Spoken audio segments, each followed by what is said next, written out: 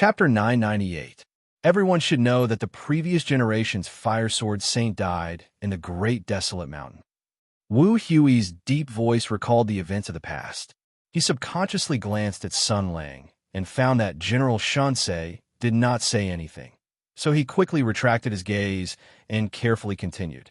In the final battle on the Grand Desolate Mountain, the Imperium secured a brutal victory. 2 sword saints were killed in the battle, and 3 sword saints were heavily wounded. Countless warriors below the level of sword saints were killed in the battle. The army was wiped out, and few survivors survived.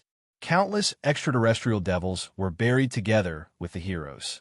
The vast battlefield was enshrouded in chaotic auras of blood, killing intent, and sword auras. Any ordinary person who barged in would have been minced into smithereens within a moment, because the battle of the Great Desolate Mountain was too bitter and dangerous. At this point, Wu Hui's face was filled with fear. He continued in a low voice, "The peerless experts of the Sky Demon and the Empire fought and died here.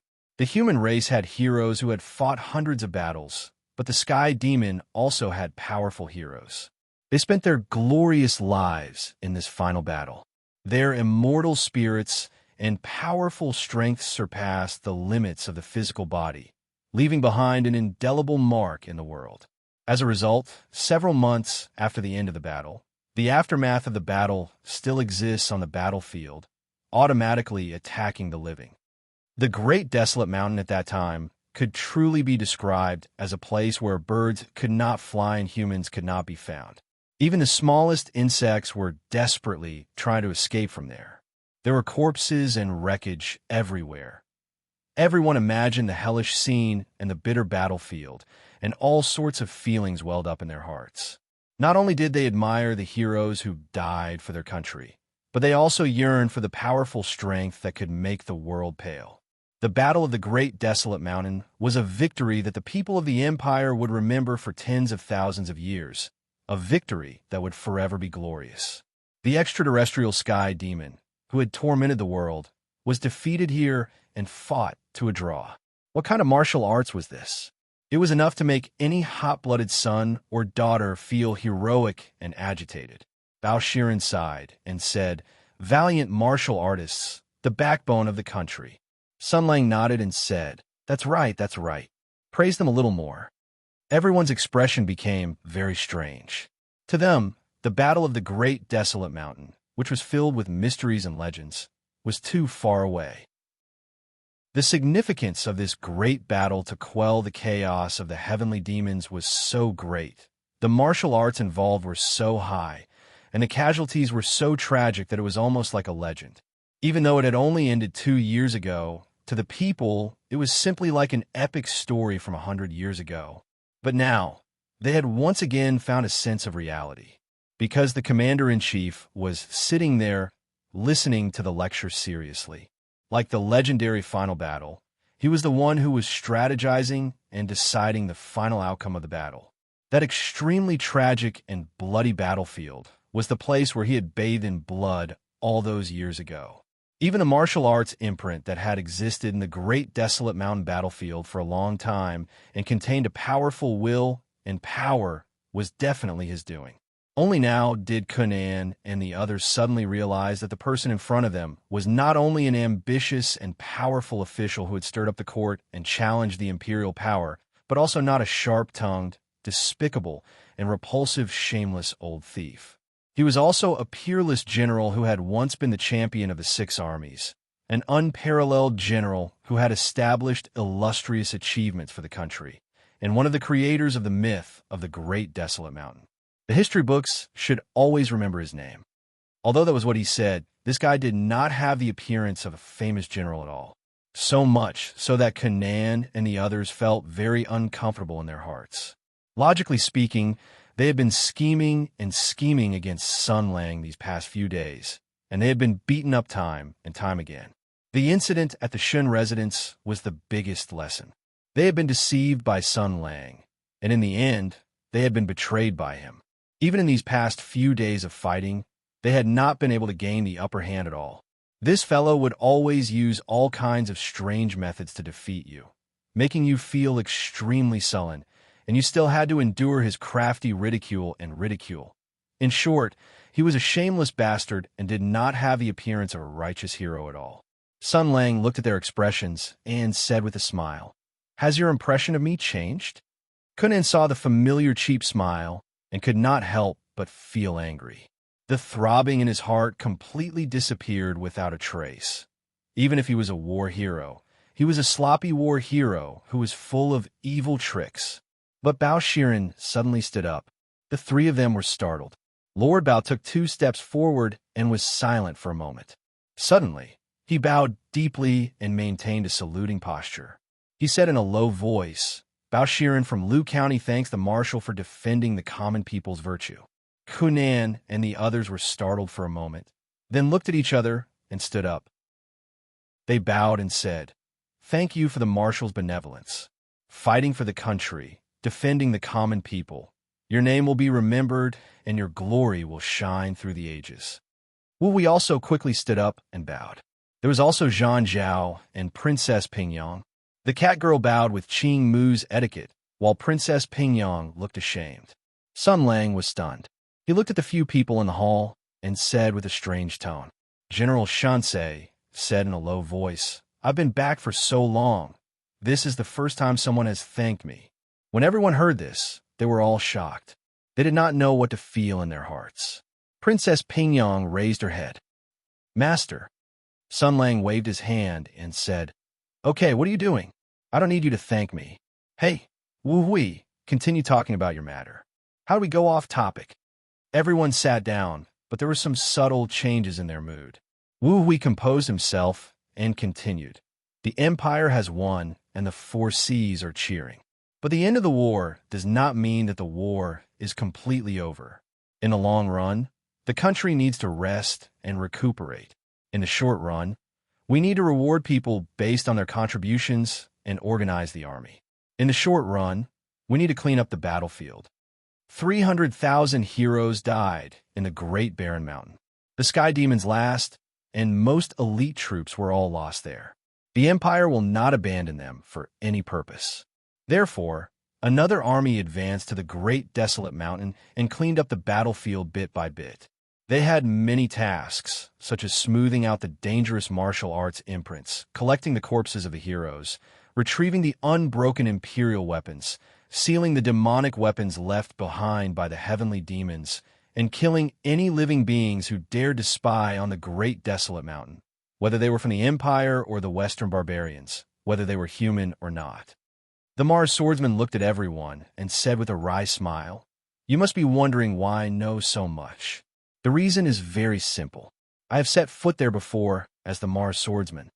Kunan suddenly understood. "You want to find the sacred sword." Wu Hui nodded and said, "Yes. The previous fire swordsman died in the Great Barren Mountain and left the sacred sword there. The 7 Luminaries' sacred sword is an important weapon of the Empire. Its strategic value and symbolic significance are great. It cannot be lost, let alone fall into the hands of outsiders. The swordsman died in battle. As the swordsman, I have the responsibility to find the sacred sword." He sighed. "The celestial swordsman of the Celestial Sword Palace was with me. The celestial swordsman of the Celestial Sword Palace also died in the Great Barren Mountain. I found the celestial sword of fire, but the celestial sword of water disappeared without a trace." Sun Lang said calmly, "Get to the point." Wu Hui hurriedly said yes.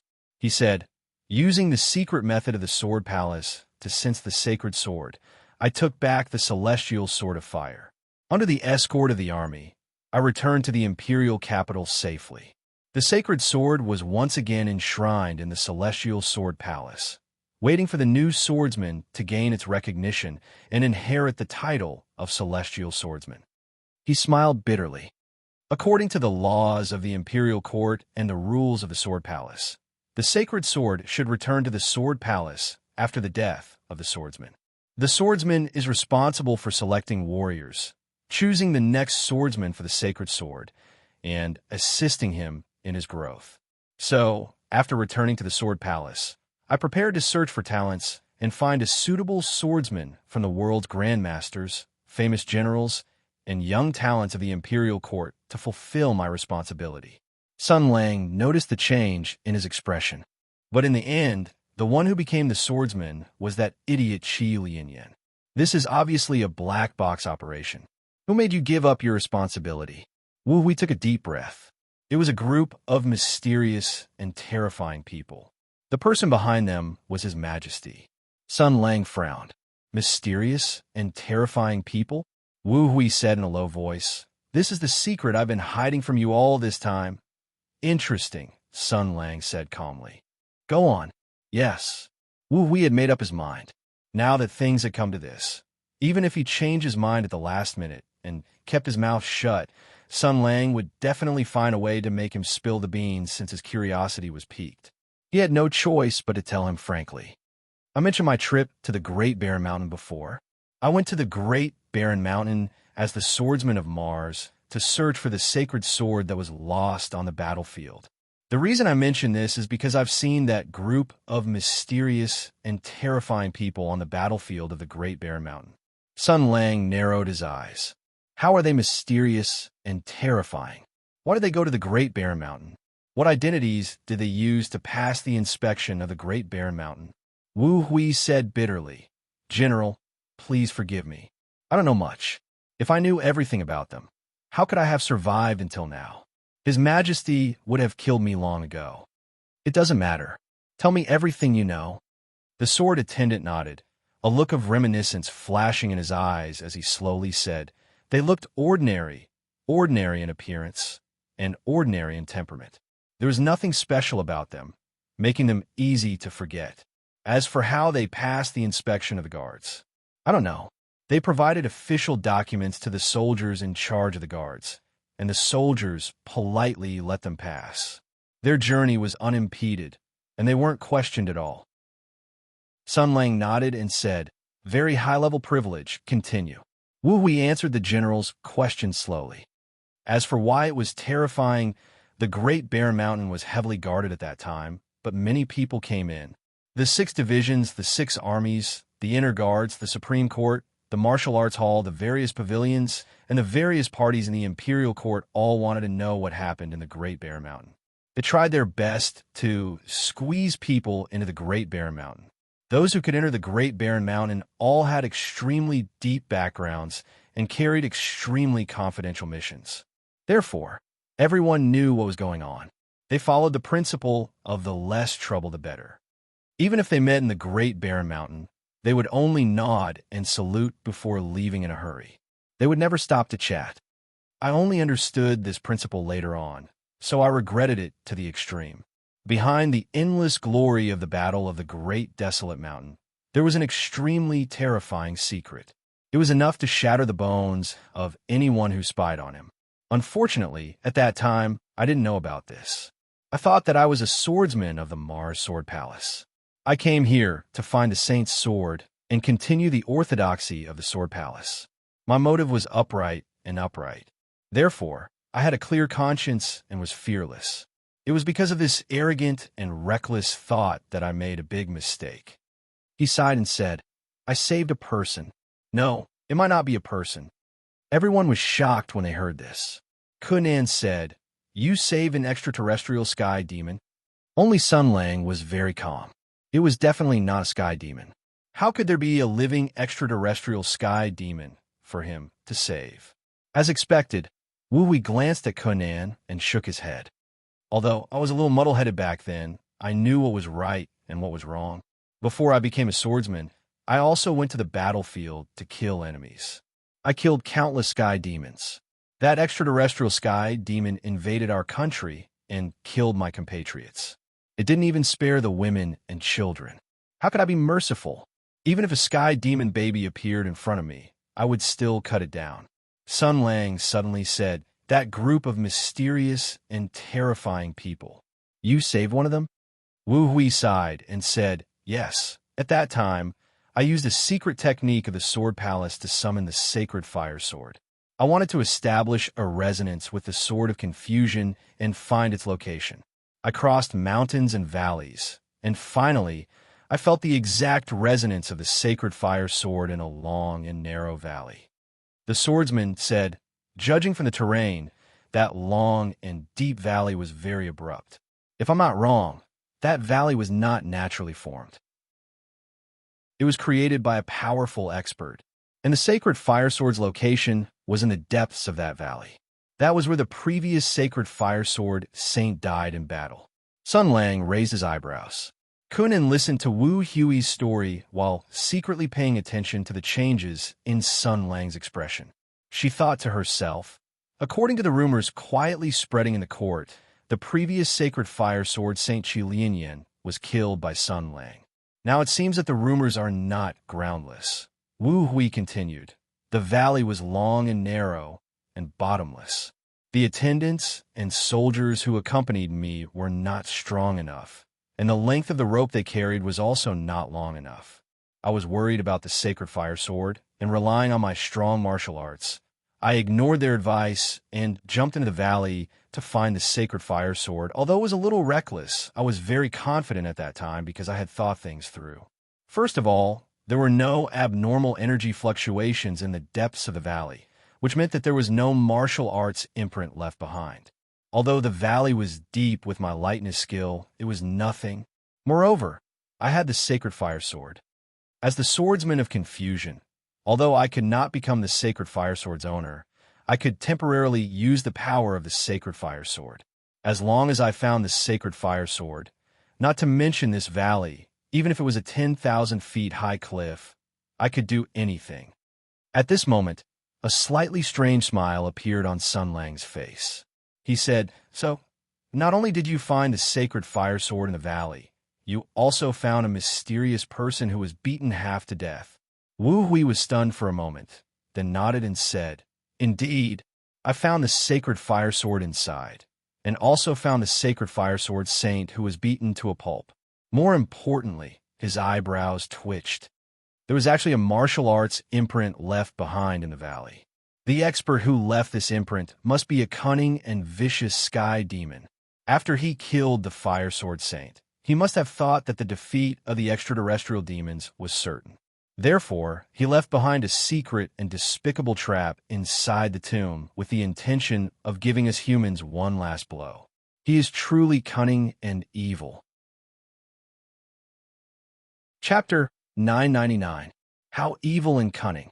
Wu Hui raised his eyebrows and came to a conclusion. Judging from his expression, it was obvious that he was still scared. I felt something was wrong when I fell into the valley. The reason why I didn't sense the aura of the mark of martial arts was that the mark of martial arts had merged with the valley. No, it should be that the valley was split open and the mark of martial arts was formed. That was 2 years ago, but when Wu Hui brought it up again, he still looked terrified. Obviously, that memory had left a deep impression on him. He sighed. After I slid into the valley along the cliff, I was immediately attacked by the mark of martial arts. I'm ashamed to say that I've made some achievements in my life. I was a swordsman guarding the palace of Mars Sword Palace, a grandmaster of swordsmanship. I was one of the top figures in the capital where experts were everywhere and resources were unparalleled in the world. But when the mark of martial arts broke out, I felt fear and despair that went deep into my bones. I called myself a grandmaster of swordsmanship, but I was almost killed by the aftermath of the battle. In an instant, countless tiny but intense killing intent burst out from the cliff on both sides of the narrow valley. The killing intent turned into substance, full of hatred and blood, like a millstone for grinding meat. After 2 years, he still couldn't suppress the fear in his heart. His heart of martial arts had already cracked because that was a terrifying power that he could never reach in his lifetime.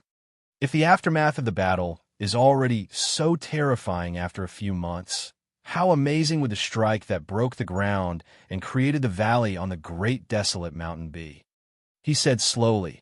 At that time, there was only one thought left in my mind. No wonder Qi Lianyan, the most talented Mars swordmaster in the past century, still died here. Sun Lang asked calmly, "How did you survive?" 2 reasons, Wu Hui said with a self-deprecating smile. A self-deprecating expression appeared on Wu Hui's face. First of all, the sacred fire sword had already sensed the chaos secret technique on me. When the sword saint died, I was the acting sword master. When my life was in danger, the sacred fire sword cut through the boiling, killing intent on its own and fell into my palm, protecting me with its sacred fire power.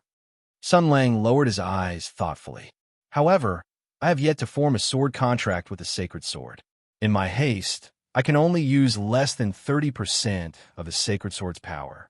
With just this, I won't be able to survive. Wu Hui smiled bitterly and said, "There is an even more important reason. Before me, there were 12 mysterious people with excellent martial arts and powerful cultivations who also found their way here. They were careless and suffered a terrifying counterattack. They tried their best to resist, but 11 of them were ground into flesh and blood on the spot. Only one of them managed to survive. More than half of the power of the martial arts imprint was consumed by them. That was why I was able to stop them." Kunan couldn't help but exclaim. Bao Shiren and the others were also horrified. To be able to leave behind an indelible martial arts imprint in the world with a single strike was already a legend that they could not imagine. Furthermore, according to Wu Hui, this martial arts imprint had first killed 11 mysterious people with astonishing skills. Then, it had also been able to beat Wu Hui, who was wielding a sacred sword, to the point where he pissed his pants in terror. For a moment, the eyes of the 4 famous hunters were secretly glancing at Sun Lang, as if they were looking at a human-shaped nuclear bomb. Wu Hui didn't feel anything. His occupational disease, as a martial artist, was acting up. Thinking of that terrifying scene, he couldn't help but sigh and say, "Martial artists of my generation have worked hard all their lives to cultivate. Some do it for fame, some do it for profit, some do it for revenge, and some do it purely to enjoy the achievements of climbing the dangerous peak of martial arts. Before, I had overestimated myself and had once dreamed of being number 1 in the world.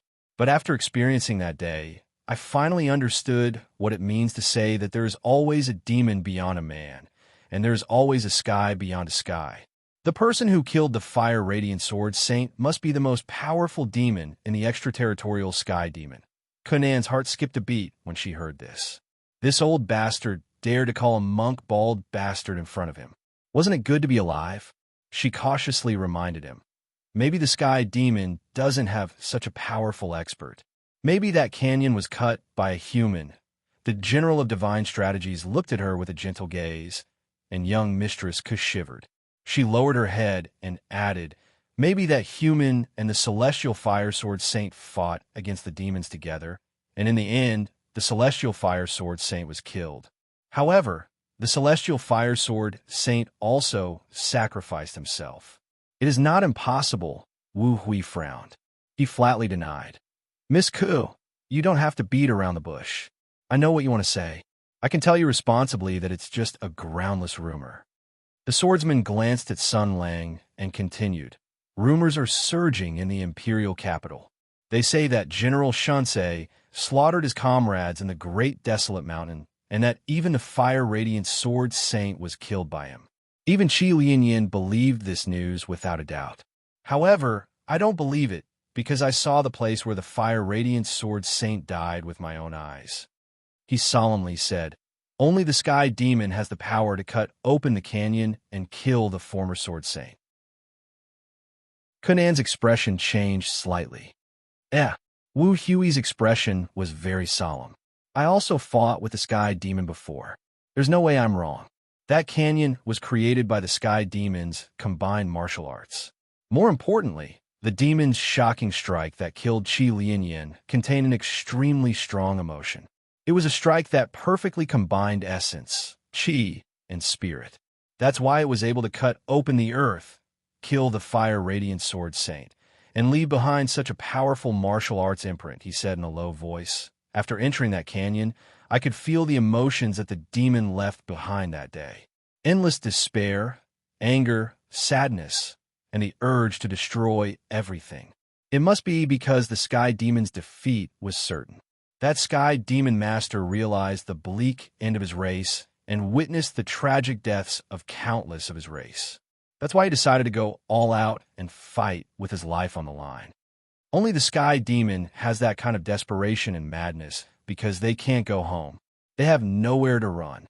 They have no other choice but to fight to the death. Everyone was silent. They couldn't help but imagine the scene that Wu Hui had described. The tragic battle, the endless slaughter, the sky demon who had lost and had nowhere to go. These foreign invaders who had tormented the earth for decades roared in desolation and indignation as they launched their final battle against the enemy. After a while, Bao Shiren said resolutely, "The enemy is a hero and the enemy of our race. The foreign sky demon stole our territory and killed our people.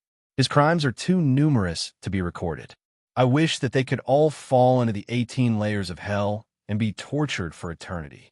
How can I pity and sympathize with them because of their defeat? Sympathizing with them, or even glorifying them, is an insult to the souls of the heroes who died in battle and the people who died.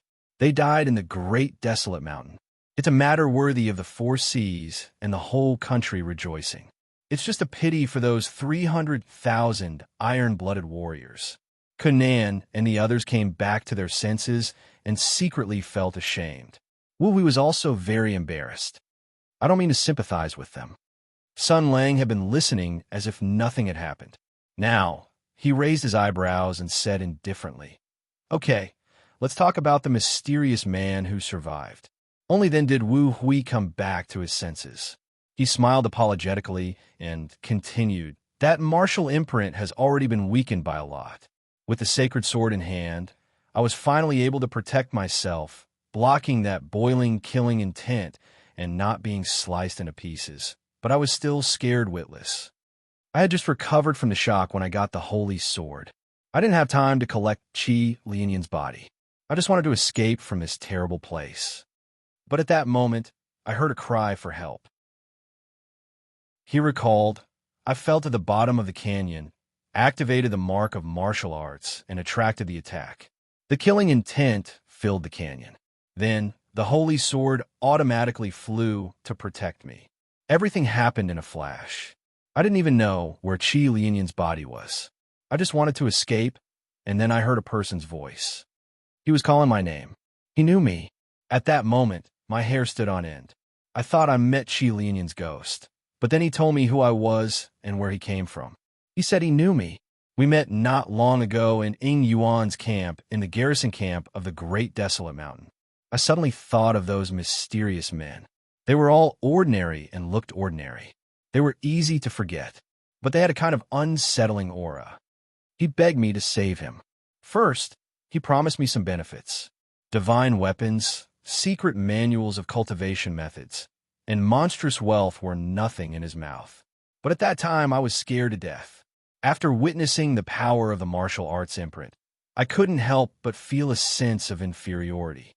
I felt that the diligent study and bitter training of the past few decades were all a joke.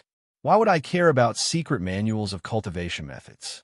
As for divine weapons, the one I was holding was the sacred fire sword.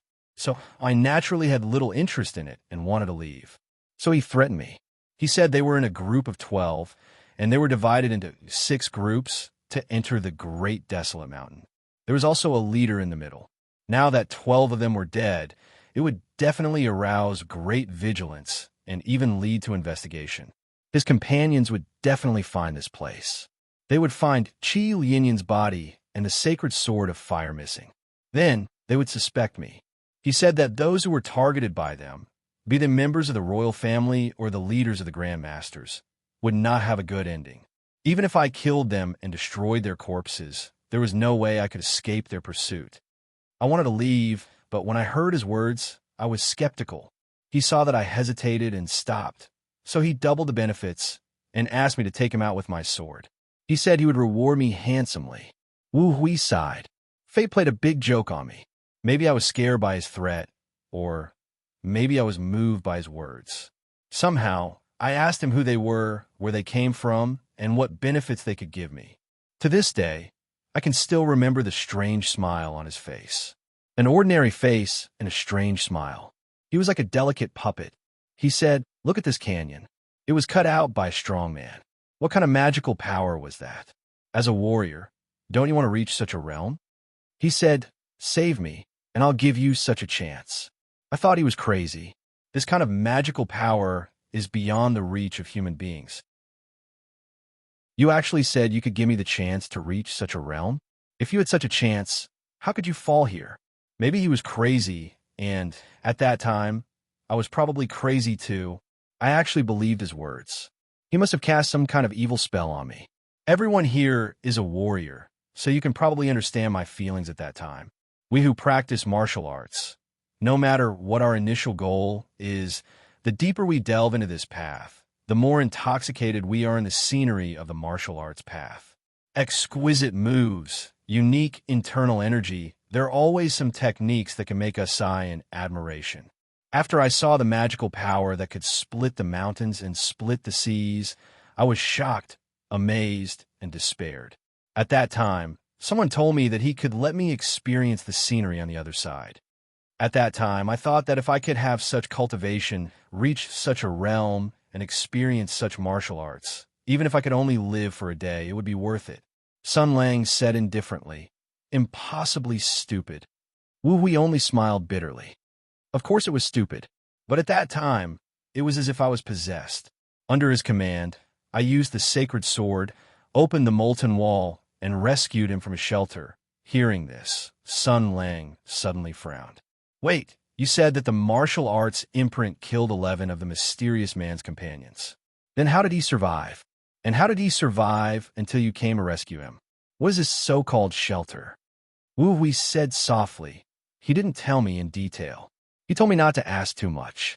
The more I know, the more difficult it will be to keep my life. But although he kept his mouth shut, I could already see some clues.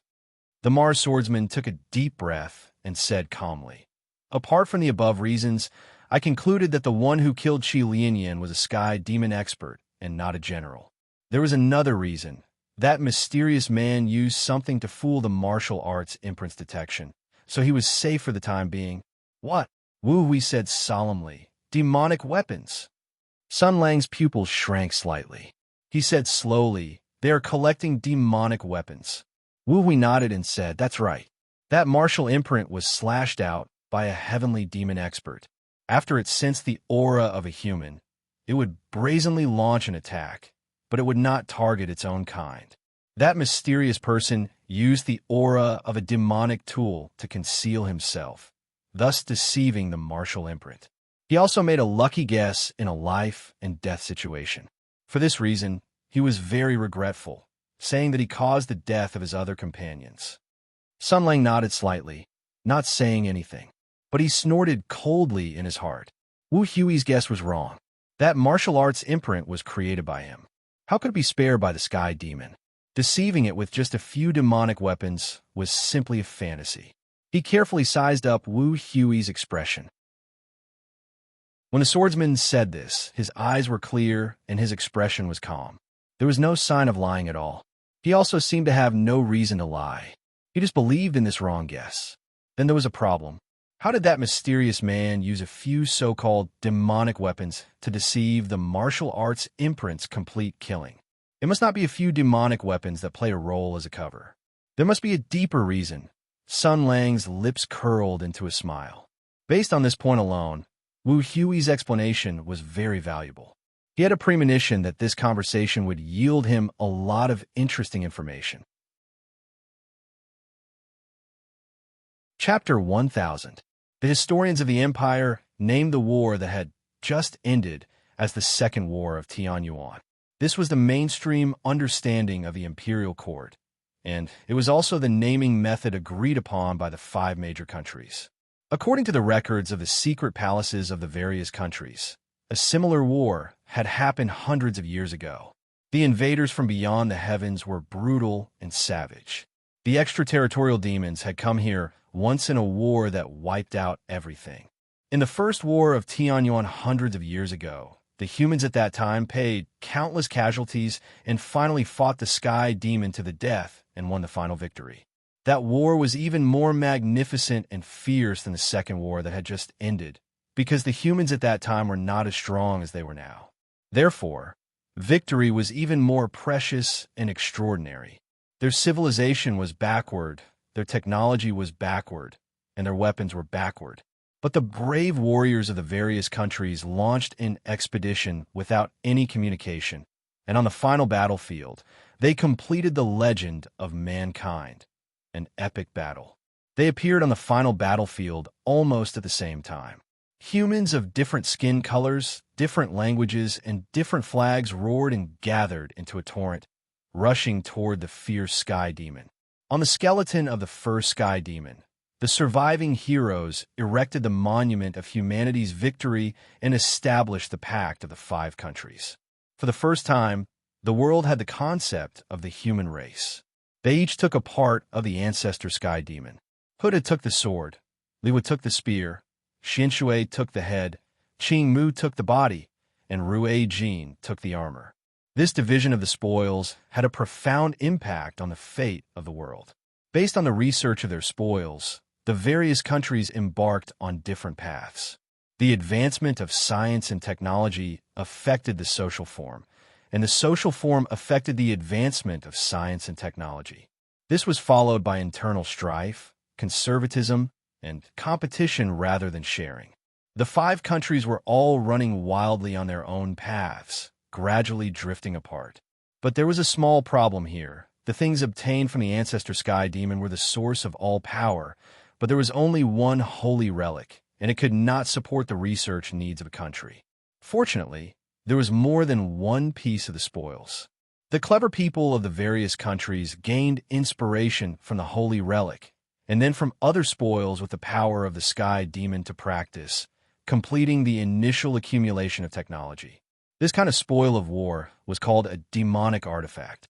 As the name implied, magic tools were sky demon weapons. They contained the technology and power unique to the sky demon. They were the tools they used. The definition was very broad. Not only were they weapons, but anything that contained the power of the sky demon could be called magic tools, and there were many, many more.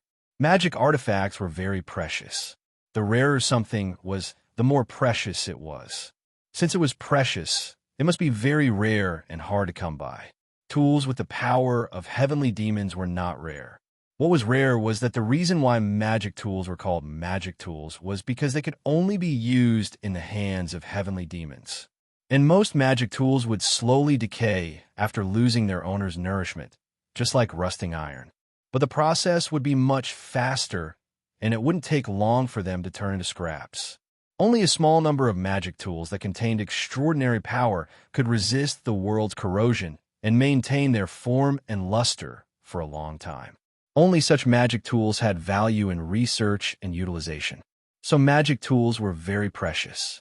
Hundreds of years ago, magic tools seized by humans supported 5 countries to complete the most basic technological foundation. Their value in research could be imagined. Therefore, after the Second Great War of the Celestialians broke out, the countries immediately issued various rewards and punishments for confiscating magic tools. Basically, it could be summarized in one sentence. Hand over magic tools to the country, and there would be great rewards. Keep it for yourself, and your entire family would be killed. But humans were creatures that were good at courting death and were very curious and greedy. The things that the country wanted to confiscate were, of course, good things.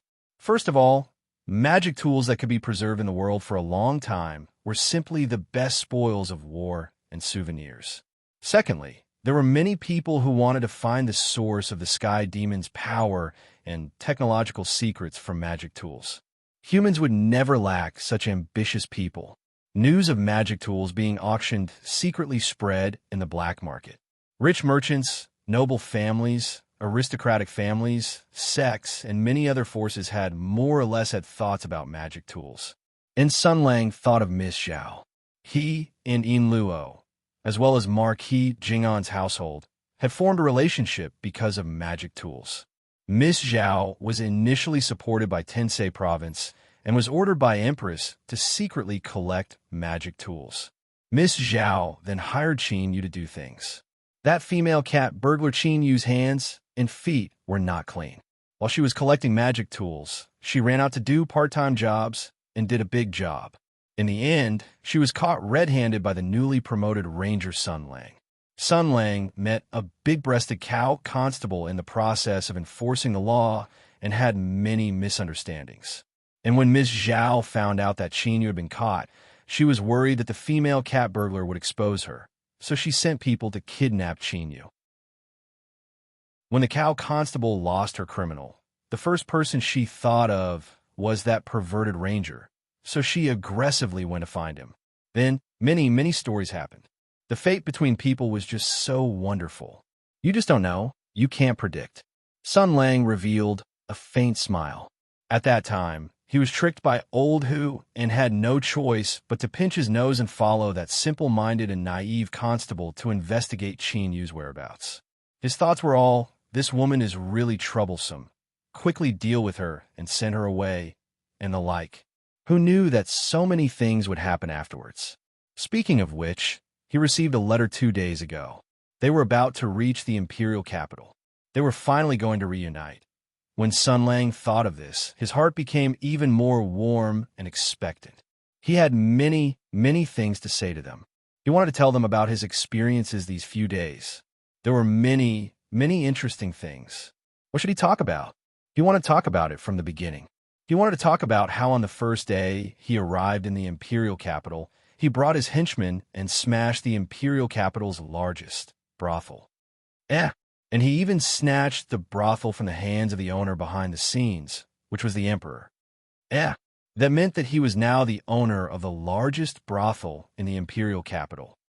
Don't care about these small details. These were all technical adjustments. Although it looked so absurd on the surface, it was actually a thrilling struggle in the imperial court. It was a fierce battle between him and the emperor without any smoke or fire. Well, that's it. It was better to talk about something else. Just don't mention the brothel. For example, he cursed the Fire Radiance Grand Swordsman to death on the street and even made him drop his bound equipment. Yes, for example, after he took the Fire Radiance Grand Swordsman's equipment, he took drastic measures to deal with him. During the morning court, he ran to the Imperial Ancestral Temple to play the role of the late Emperor's spirit and the Holy Sword choosing its owner. He made the Emperor eat 2 piles of shit in a row. He used the Emperor's strength to fight the Emperor's strength, showing his means and forcing the Emperor to admit his identity and achievements. It could be said that it was a masterpiece of nature. Luo and the others would be very happy to hear it. Yes, and I expressed my love to Empress Tensei in front of all the civil and military officials in front of the Imperial Ancestral Temple. Wait a minute, that was also a technical adjustment. It was a pretense. It was a vicious scheme to drive a wedge between the Emperor and Empress, making them suspect and kill each other. It was fake. It was added with special effects. It was just a show. Luo and the others would definitely understand, right? After all, they knew that I would never compromise with that woman. It was safe. It was steady. But he felt that he had overlooked something. Sun Lang's strong desire to live made him start to think hard. For a moment, he fell into deep thought. Suddenly, he heard a soft voice calling, "Master? Master? Elder Wu is calling for you." The familiar voice, the sweet voice, the gentle voice, it came from the person behind him. An obedient disciple, a lovely disciple, a princess, and an extraordinary background. Her voice was like a thunderclap, fiercely shaking Sun Lang's mind. There's also Ping Yong. Not good. Sun Lang muttered in his heart. I'm a former Beijing drifter. After traveling around the country, I returned to the capital and rejoined the system. I returned to the ranks of civil servants and struggled to gain a foothold under the suppression of my superiors and the exclusion of my peers. I wrote letters to my girlfriends and asked them to live in the capital. When they were about to arrive, I realized a huge problem. I don't have a house in the capital. The house assigned to me by the unit hasn't been settled yet, and I'm too embarrassed to snatch it from others. But I snatched the number 1 high-end business club in the capital from the man who must not be named. Then the question is, where will my girlfriends live after coming to the capital? There's a second problem. The man who must not be named has many children. I have a grudge against one of his daughters. In order to take revenge and plot against her, I openly expressed my love to her. But this is not the main point. My girlfriends know that it's impossible for me to be with her, so they should forgive me. After all, they're all good girls. They will reason with me, right? The problem is with the other daughter. This daughter suffered from domestic violence and was even used and persecuted by her father for a long time. As her teacher, I took custody of her and kept her by my side. This is out of the love, responsibility, and sympathy of teacher. It's the love of a teacher and the warmth of a father. It doesn't involve any improper feelings between men and women. It can be said that I'm magnanimous and have a clear conscience. Then the problem is, if my girlfriends don't believe in my pure and magnanimous feelings, how should I deal with it? Waiting online. It's quite urgent. Teacher, teacher. The soft calls lingered in his ears, but Sun Lang turned a deaf ear. Calm down, calm down. Don't panic. What are you afraid of? This is nothing. Sister Shui and Sister Lin both know Ping Yang. This is an acquaintance from the past. At most, it's an old flame, not a new love. It's only Ping Yang. There's no problem at all if I just fool her a little. Have taken new people back home. What are you afraid of? Steady. I'm a professional Casanova. When the time comes, I just need to talk about Ping Yang's sad experience. It would make things difficult for such a weak and pitiful princess. Thinking of this, Sun Lang's heart was set. He turned his head with a calm expression. What's the matter? Princess Ping Yang's expression was somewhat helpless. As Sun Lang's disciple, she had long been used to Sun Lang's habit of being absent-minded. She whispered, Senior Wu has called you several times, ah? Sun Lang looked at Wu Hui and smiled embarrassedly. You mentioned that group of mysterious people were collecting magic tools. I couldn't help but think of the small discovery a few months ago. So, how could Wu Hui have the guts to be angry with him? He hurriedly said, It's fine, it's fine. If it can remind the general, this old man didn't say it in vain. Kunin curled her lips and whispered, Nonsense. Just now, he was sometimes foolishly happy and sometimes worrying about gains and losses. His eyes were full of lust. He must be thinking about his lover. Her voice was very low, but the problem was that everyone present was outstanding in martial arts. Their five senses were amazing, and their ears were sharp. As long as she said it, how could they not hear it? Therefore, everyone was a little embarrassed. Wu Huiren was old and shrewd. He planned to ignore this sentence and forcefully move on to the next part of the story. But at this moment, Sun Lang lightly said, Then you're wrong. I did think of something related. General Shansei thought for a moment. There was no need to keep this matter secret. Even if it was spread, it would only cause trouble for Empress. As for the trouble on Miss Zhao's side, he had already shouldered it. Therefore, he said, A few months ago, I found something in Mingzhou. Empress Tensei was secretly collecting magic tools. As soon as this was said, everyone was shocked. The empire's laws prohibited the private possession of magic tools. Although it was forbidden repeatedly, at least on the surface, everyone abided by the rules. Empress Tensei was doing this as a member of the imperial family. If it was exposed, the scene would be very interesting. However, after the initial shock, they quickly recovered. Bao Shiren shook his head and said, Empress is a strong contender for the position of crown prince. These years, he has been greatly favored. It's not worthwhile for him to do these little tricks. Maybe he's just collecting magic tools and handing them over to the imperial court. Sun Lang shook his head and said, No, if the emperor knows, why would she be so sneaky? Since he had already said it out loud, Sun Lang might as well pour out a bucket of sh*T and conveniently remove Miss Zhao from the picture. Do you still remember a few months ago when the princess went north to Mingzhou as an imperial envoy? Do you know why? Because before that, the Black Armored Army under the command of the Heavenly Policy Mansion had gone to Ming Province, and they were all killed by me. Why would I kill them? Because they came to kill Hu Shouxin. Why did they come to kill Hu Shouxin? Because old Hu found out that Empress was collecting magic tools. He sneered and said, If she has a clear conscience, why would she kill him to silence him? Everyone's expression changed again. Wu Hui also raised an objection.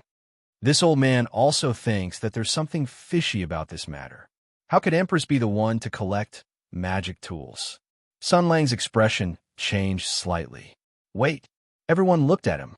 Shinsei looked at Wu Hui and asked, "The mysterious people you mentioned who are collecting magic tools. You said that they serve the emperor." Wu Hui nodded blankly.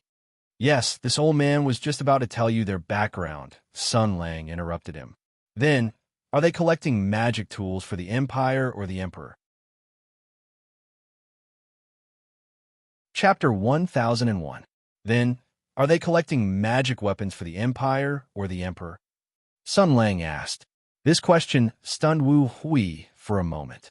Is there a difference? Of course there was a difference. There was a big difference.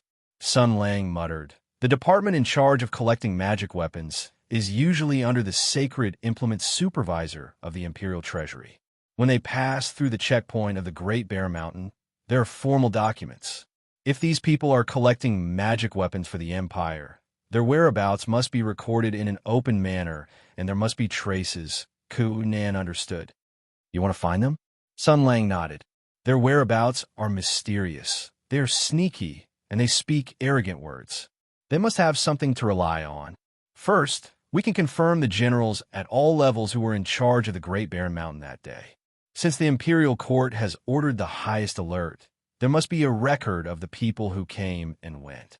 Following this clue, we don't have to worry about not finding any clues. The little girl asked again, what if we can't find them? Sun Lang sneered. Isn't that better?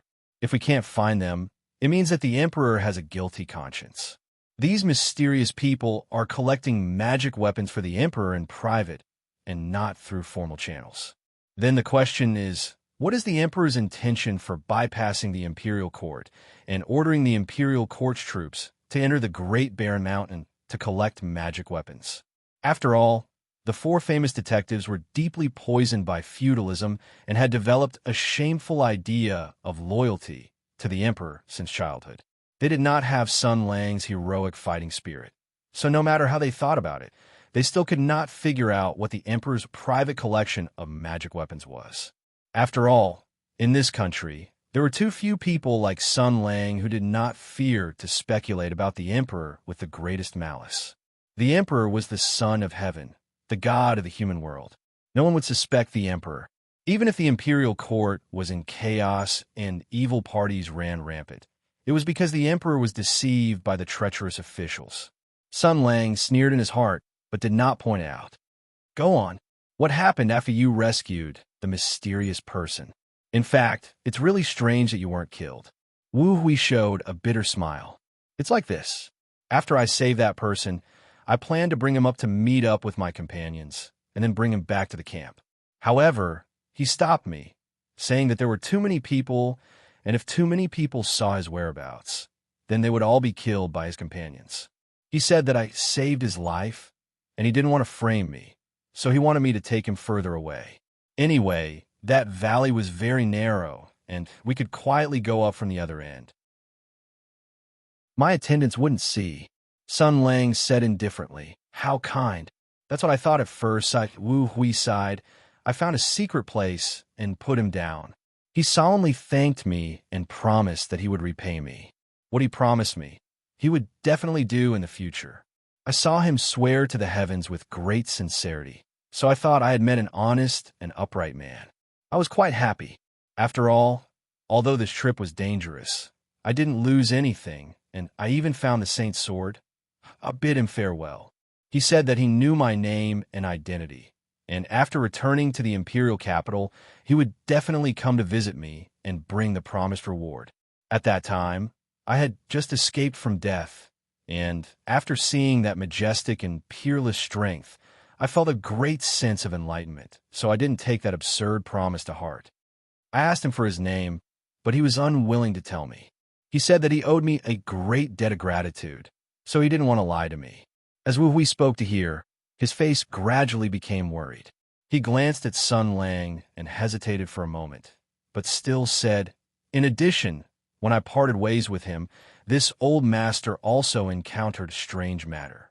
Although it was strange, I couldn't make heads or tails of it, so I don't know if I should tell you. Sun Lang replied, Go ahead. Wu Hui nodded. The reaction of the sacred sword of fire was very unusual. General Shansei raised his eyebrows. Oh, as the sword attendant of Mars, although I'm not the sword master of fire, I still have great authority in the sword palace. When the sword master was in charge of the sword palace, I also nurtured and adjusted the saint's sword for him, so I'm not unfamiliar with the sword of fire.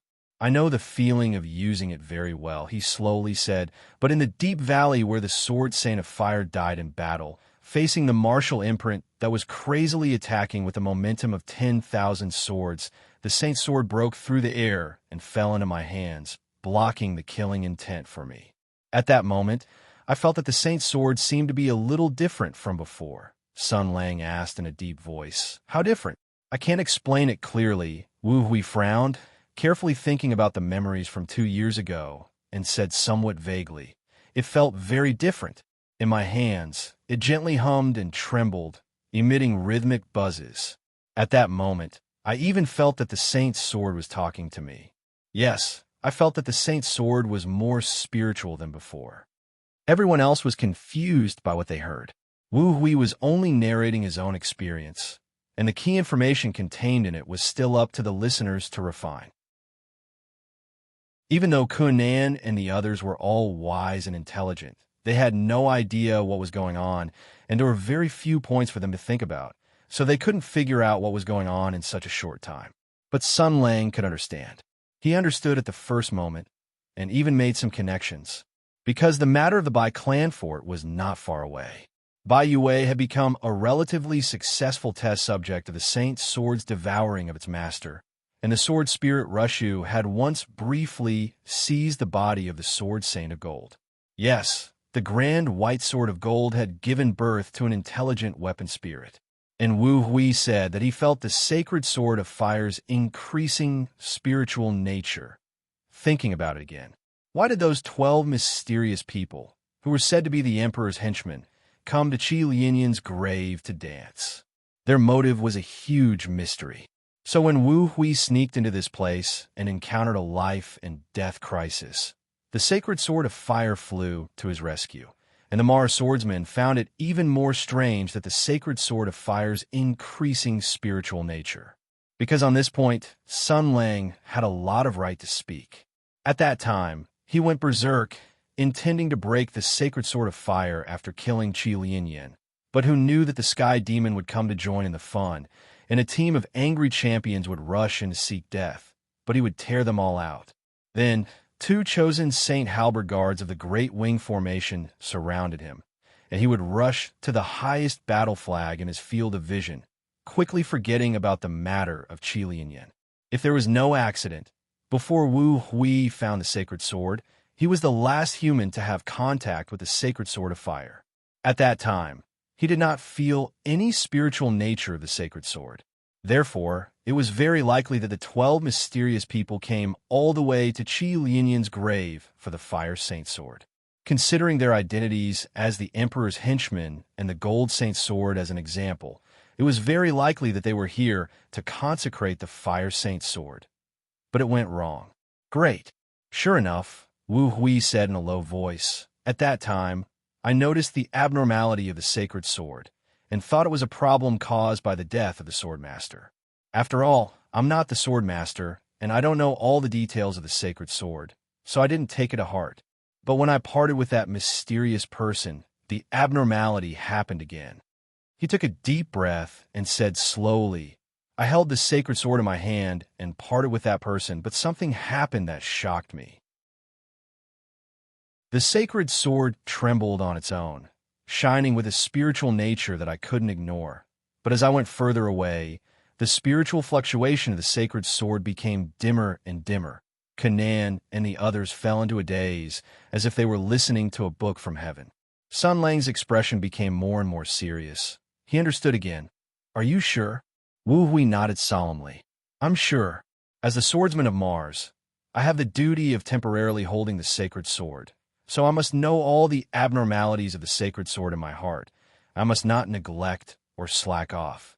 After discovering this strange change, I took advantage of that person's unpreparedness and quietly stepped back a few steps to close the distance. and the spiritual activity of the sacred sword increased again. Almost like, Sun Lang said faintly.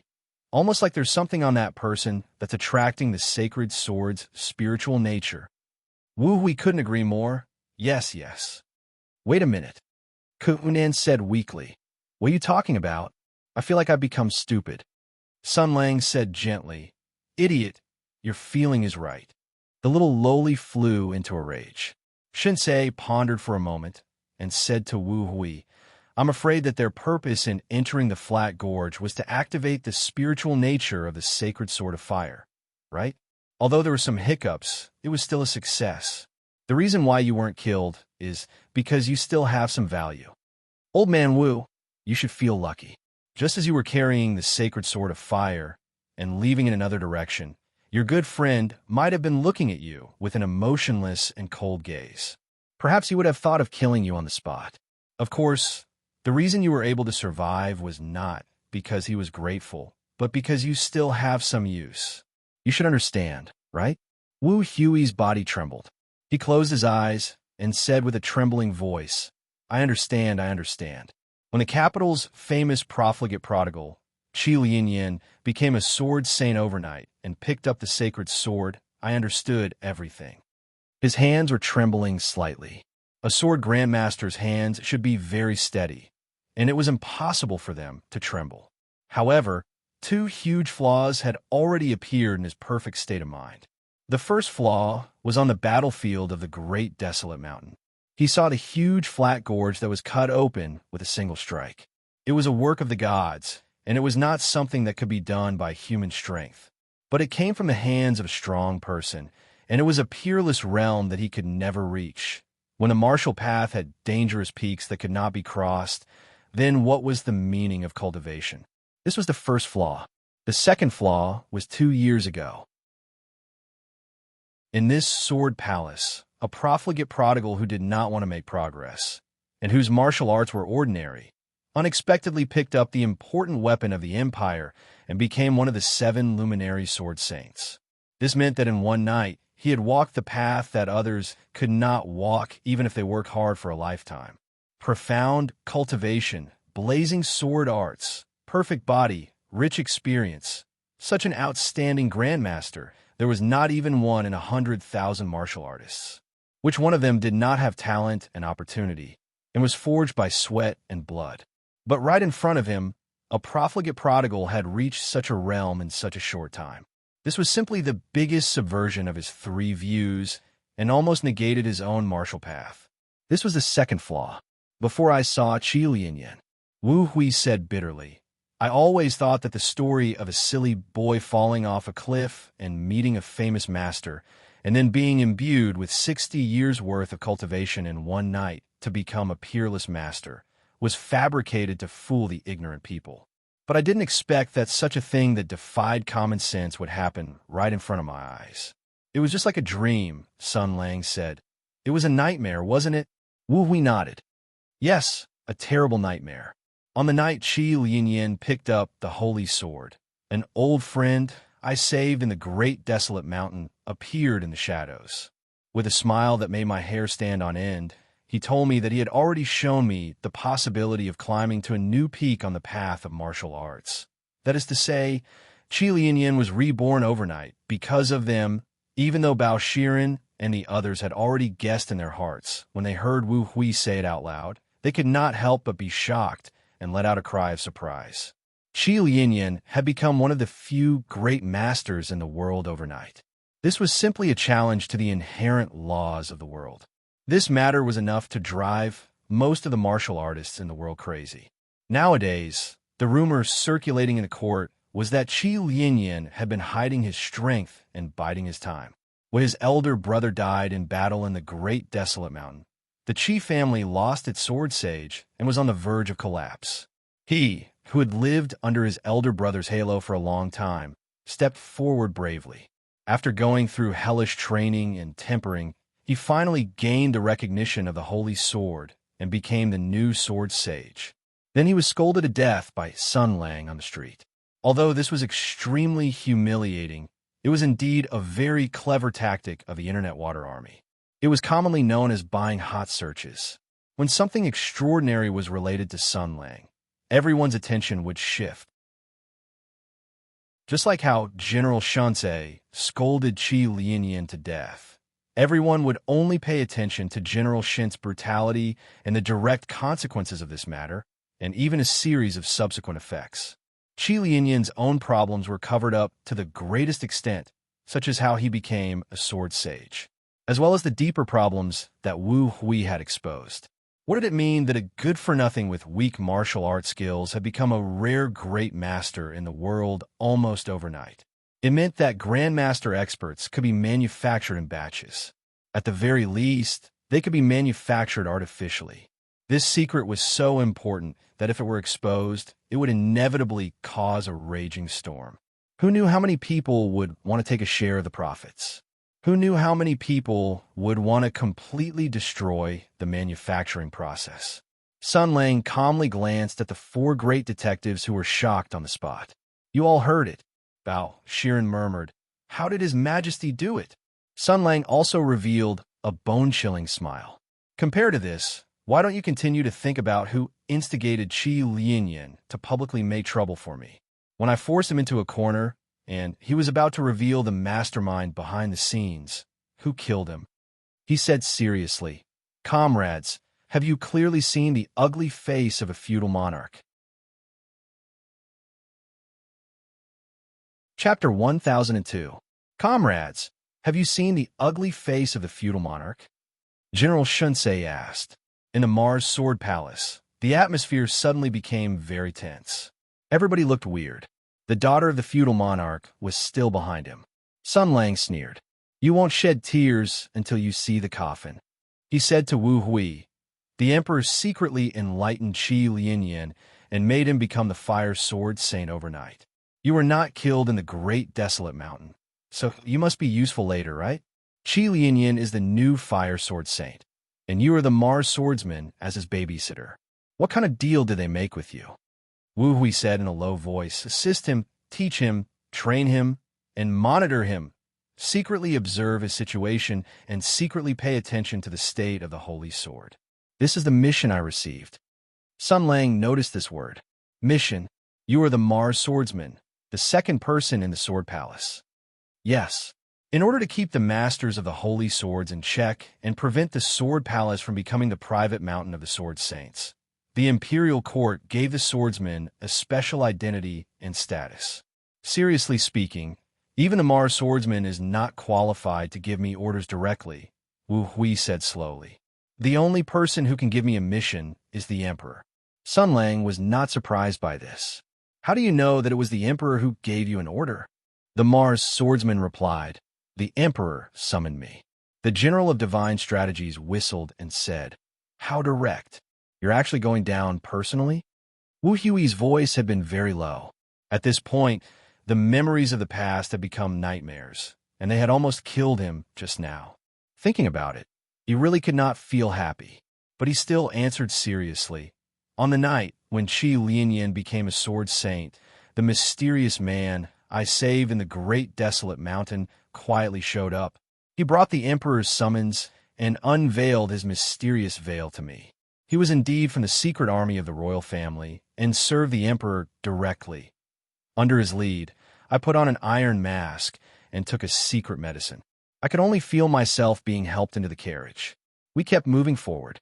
I don't know how far we went, and I don't know how much time passed. Then, I saw the true dragon, the son of heaven. At this point, a look of confusion and awe appeared on his face, as if he was recalling what he had seen that night. With a strange tone, he said, that night. He seemed to be deeply impressed, as if he had seen something extraordinary. Sun Lang picked his nose and said, What? Is he messing around with the royalist ministers? These obscene words were so high level that other than Bao Shiren, no one else present could understand the malicious intent that Sun Lang almost overflowed. Other than the capital magistrate, who was glaring angrily, everyone else was dumbfounded. Wu Hui thought that Sun Lang was talking about something like the emperor is having a secret meeting with the royalists. He actually nodded and said, Perhaps Sun Lang burst out laughing. Bao Shiren's gaze almost turned into a sharp sword. After all, his loyalty to the emperor was deeply ingrained in him. Even if his loyalty was now wavering, even if he had begun to doubt the emperor's position and actions, this did not mean that he would be as daring as Sun Lang. He was a relatively gentle rebel. Sun Lang forcibly suppressed his smile under Bao Shiren's righteous gaze. He was just about to continue questioning Wu Hui when he suddenly burst out laughing again. "No, I have to write this matter in the newspaper." Bao Shiren slapped the table with a dark expression. "Are you done?" Sun Lang finally suppressed his laughter, facing the confused gazes of the others that said, "What are you talking about again?" He said seriously, "Fine, fine." The brave and upright comrade, Bao Shiren, can't wait to hear about the emperor's evil plans. "Wu Hui, you can continue." Wu Hui blinked his eyes and said with difficulty, "Continue, continue what?" Sun Lang frowned. "Continue. When you met the emperor, what did he say to you? What did he show you? What accomplices did he have? What evil plans did he have? Where did he summon you?" The swordsman of Mars gradually frowned, and even a pained expression appeared. I don't remember." Sun Lang stared and said, "Are you kidding me?" Wu Hui's face gradually turned pale, like a fish out of water. He took a few deep breaths, and cold sweat poured down. He said with difficulty, "General, please forgive me. I really don't remember it clearly. That part of the memory is very vague. I only know that I met the emperor in that bizarre world. I remember that I saw something very shocking. I remember that the emperor showed me something very incredible. What I saw, what I heard, what I thought, and what the emperor showed me made me decide to pledge my loyalty. Not to this country, but to the emperor, to the faith and determination that he showed me. It was all very abrupt, but it was logical. After I returned to the Sword Palace, I seemed to have lost most of my memories of that night, but I never had any hesitation about it. His eyes were glittering with fear, as if he had just woken up from a nightmare. Looking back at the dream, cold sweat was all over his body. Just like that, I lived 2 years normally. 2 years. If Kunan and the rest of them were the only ones who couldn't understand it, even Sun Lang couldn't quite understand it right now. Such an abrupt turn was truly baffling. After all, the story just now had been well told, but at the most critical moment, he used the excuse of amnesia to fool them. It was as annoying as a fast shooter in a prequel. Sun Lang knocked on the table. "It sounds like your memories have been tampered with." Wu Hui nodded gloomily. "I think so too." "Bullsh asterisk T," Sun Lang said bluntly. "You F***king said that your memories were modified and your mind was implanted. You lived like an idiot for 2 years and didn't notice anything wrong at all. Then why do you remember it now? Why do you only remember half of it when you clearly remember it?" Wu Hui hesitated for a moment. For some reason, his old face was slightly red. Seeing that, Sun Lang couldn't help but feel his heart skip a beat. "No, it can't be," the swordsman of Mars said slowly. "Just now my mind was manipulated," and the general waved his sword in anger. "Then, I was woken up by you. It was like a person in a nightmare being thrown into a cold pool. Although it was bone-chilling, the stinging coldness brought me an unprecedented sense of clearness. I felt that a scorching power flowed through my whole body, bringing great vitality to my old body and breaking some of the shackles of my body in one go. My soul returned, and I remembered the doubts of the past. I realized that I had been deceived and manipulated. I realized that the emperor had woven a huge network. At that time, my head was muddled. I only remembered that I was manipulated and killed, and his old face was even redder, and his tone was even more hesitant. But Sun Lang knew what he was thinking. He also knew what Wu Hui was talking about. At that time, he realized that he had come back to life, and his old spear was raised high. His boundless joy even overwhelmed the shadow of the emperor. It was only when he came back to his senses that he realized that he was entangled in a huge pubic hair, and the scorching power that helped him break through the confusion and return to his original heart was simply too obvious. What the F***CK?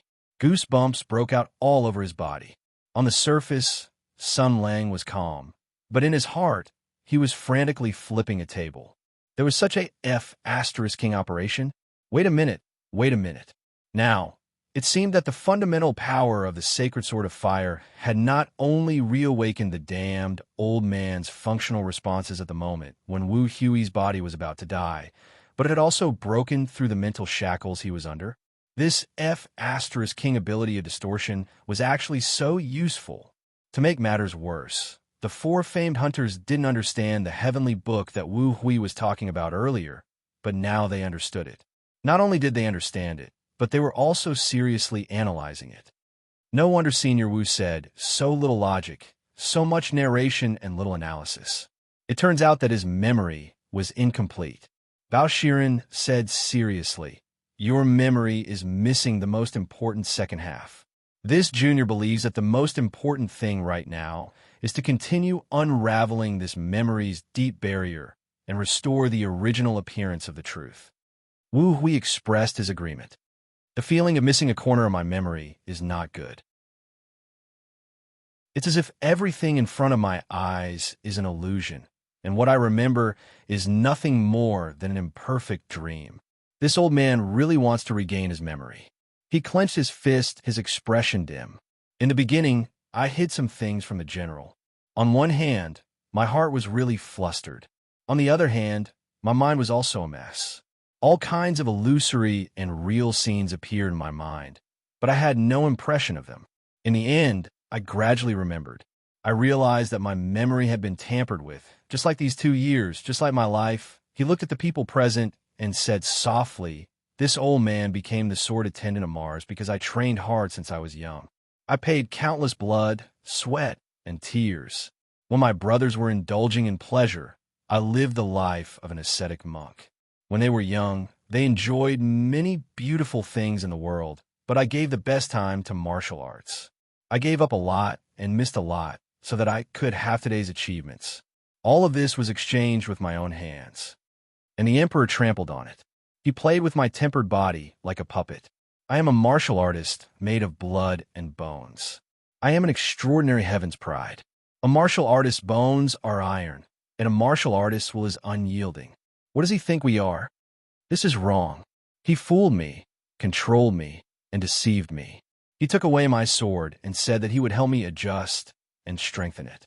He called it a reward, but he injected an evil spirit into it to monitor me, control me, and just now, he wanted to kill me. Just because he is the emperor, so he can do whatever he wants? Just because we are his subjects, so we should let him do whatever he wants? No, I think this is wrong. I'm sure this is wrong. Wu Hui's soul had been tampered with. He had lost many things, such as pride and unyielding. Now he was gradually breaking the shackles, but it was impossible to restore his former self in one go. His words were clumsy, and he could only hope that the young geniuses present could understand what he meant. Indeed, they understood what he was saying. Bao Shiren, the partner of justice, was moved by Wu Hui's confession. He sympathized with the weak and refused to submit to the strong. This was the stubborn nature of this guy that had never changed. He held Wu Hui's hand and said seriously, right is right, and wrong is wrong. Senior Wu, even if the other party is the emperor, what he did is wrong. You see, the sun is bright, and there is justice. Even if the person who made the mistake is the emperor, there will be brave people who will point out all of this to him and seek justice for the victims. Sun Lang let out a very obvious sneer. Bao Shiren turned a deaf ear to him and continued. Let us return to the previous topic. Senior Wu, the most important thing now is to restore your past memories. You just said that when you were fighting with Sun Lang, you were ambushed by the trap in the sword of the Imperial Army and almost died on the spot. It was a blazing force that awakened the vitality in your body and shattered the shackles in your mind, right? Wu Hui's face turned red again, and he nodded awkwardly. Bao Shiren muttered, a blazing force awakened the vitality in your body, and even awakened the beast in his body. You idiot! Sun Lang already had the urge to flip the table in front of him. He had a bad feeling about this. At this moment, Bao Shiren's eyes lit up. A blazing force, could it be the sacred fire sword? Sun Lang really did take out the sacred fire sword at that time. As if a light had flashed across his mind, Bao Shiren looked as if he had discovered the truth and looked at Sun Lang with a joyful expression. Could it be that the power of the sacred fire sword helps Senior Wu? I fucking want to use the sacred fire sword to help you. Sun Lang flatly denied. Of course not. The sacred fire sword is used to cut people. It has no other use other than killing people and arson. Not at all. So it definitely isn't the sacred fire sword. Bao Shiren didn't agree with this statement, but Senior Wu said, "A blazing force," Sun Lang shouted. Does blazing force have to be related to the sacred fire sword? Maybe at that time, when the killing intent was abundant, old Wu realized the danger of death, and under the urge to live, awakened the dormant potential in his body, and unlocked the genetic lock in one go. Bao Shiren was puzzled. Why are you so excited? Not at all. Sun Lang immediately acted as if nothing had happened. Old Wu's memory loss, although troublesome, is not a big problem. Part of his memory has already provided very detailed information. We can change our way of thinking. If we can't get information from old Wu, we can still follow the vine to find a melon, and see if we can catch a big fish, such as the mysterious person who met with him.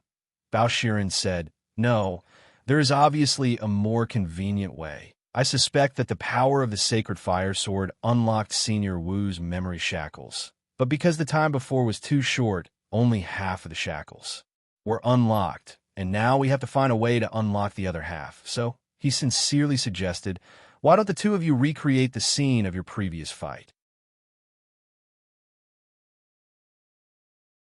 Chapter 1003.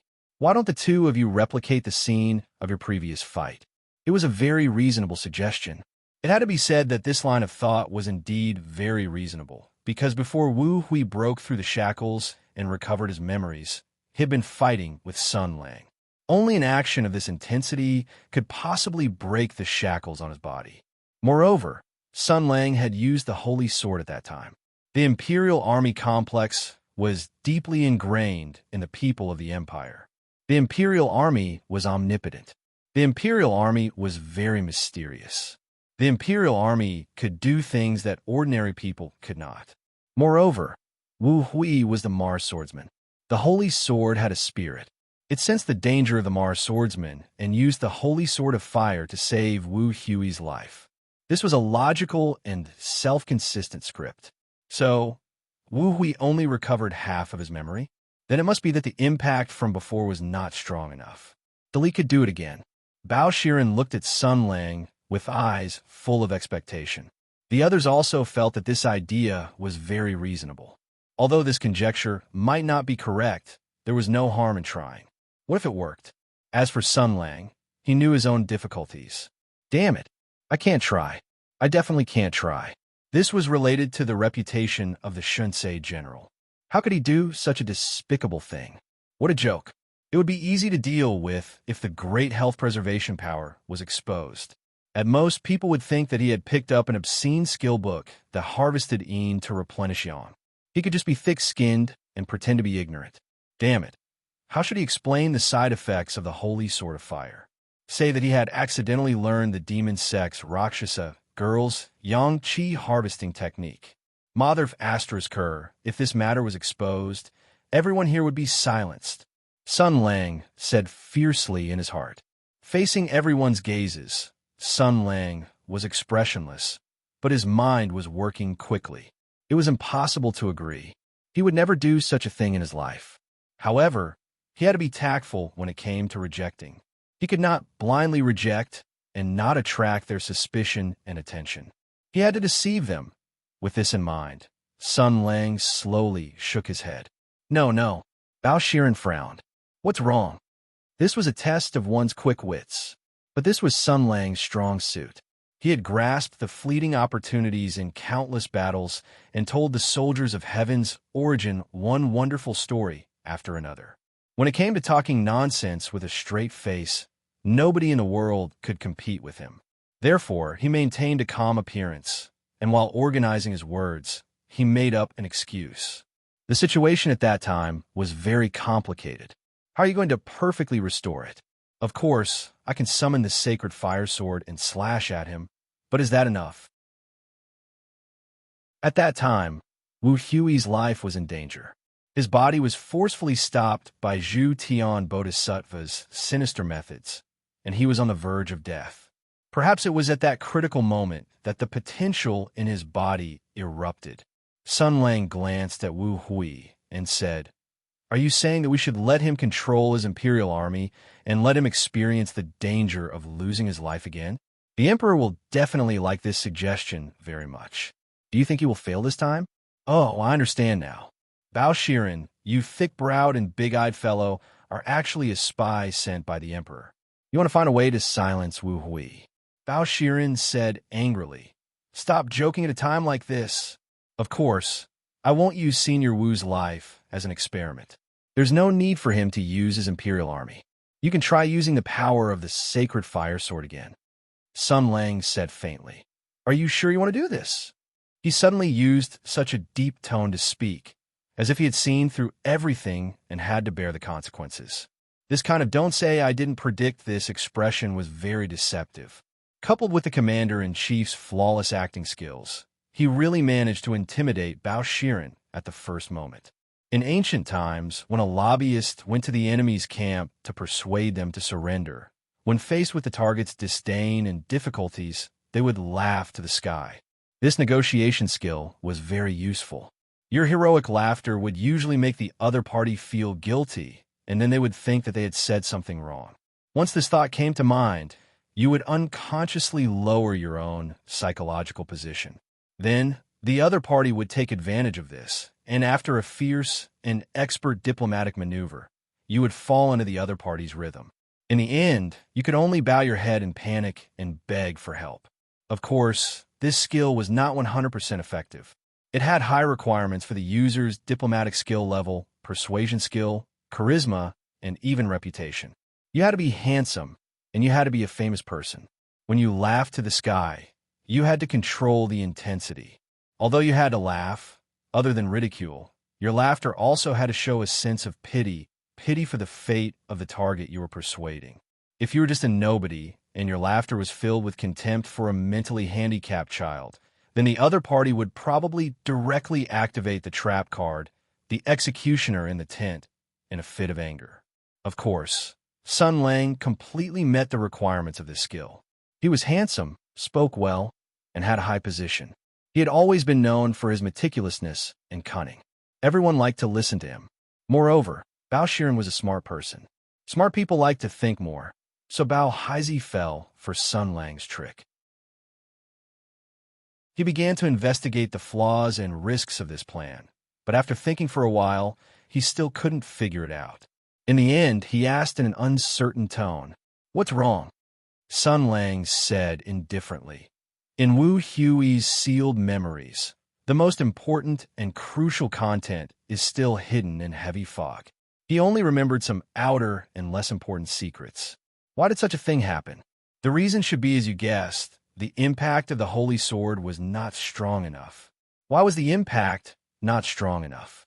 Because the most important secrets were tightly sealed." Bao Haizi nodded in agreement. "Yes." Shinsei looked at him, the corner of his mouth hooked up in a cold smile. "In the best-case scenario, I used the power of the Holy Sword of Fire to attack Wu Hui, breaking the shackles in the depths of his memories, making him remember what he saw and heard when he met the Emperor that day. He discovered the Emperor's great evil plan. Then, what happened after?" Sun Lang repeated, "What happened after?" Bao Shiren was puzzled. "What happened after?" Sun Lang said coldly, "That part of Wu Hui's memories was heavily sealed. If an external force was used to forcefully break it, wouldn't the Emperor notice? If he was really planning a great scheme that could overturn the current order, then at that moment, he would discover that his secret had been exposed. What happened then?" Bao Shiren's pupils shrank. He already knew what Sun Lang was going to say. Shen's tone was extremely deep, revealing a stifling feeling that made it difficult to breathe. His deep voice was telling of what could happen, which was unprecedented turbulence. The Emperor will think that regardless of anything, he will strike first to gain the upper hand. He is the Son of Heaven, and has extremely high legitimacy and prestige. If he chooses to start a war by hook or by crook, how many ministers will be bewitched by him? How many soldiers will listen to his orders? Once the war starts, there will be a rain of blood and a foul wind. Let me ask you, are you ready? Bao Shiren was left speechless by Sun Lang's aggressive words. After a moment, he said, "Maybe it's not as serious as you say." Sun Lang nodded. "That is to say, you want to gamble on the possibility, right? All right, I don't have any objections. I don't care. I can't wait to smash the Emperor's dog head. If you guys are willing to clean up the mess, I welcome you. Come, come, come, old man Wu, take a stance." He acted as if he was going to take out his holy sword. Bao Shiren couldn't sit still.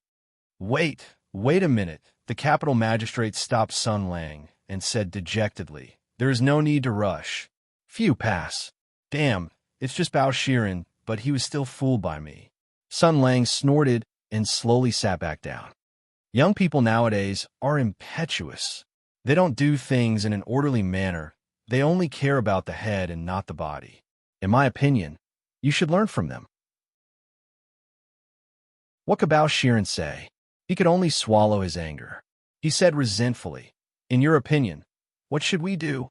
Sun Lang said arrogantly, "In my opinion, we have to work on both sides at the same time." The others didn't react when they heard this.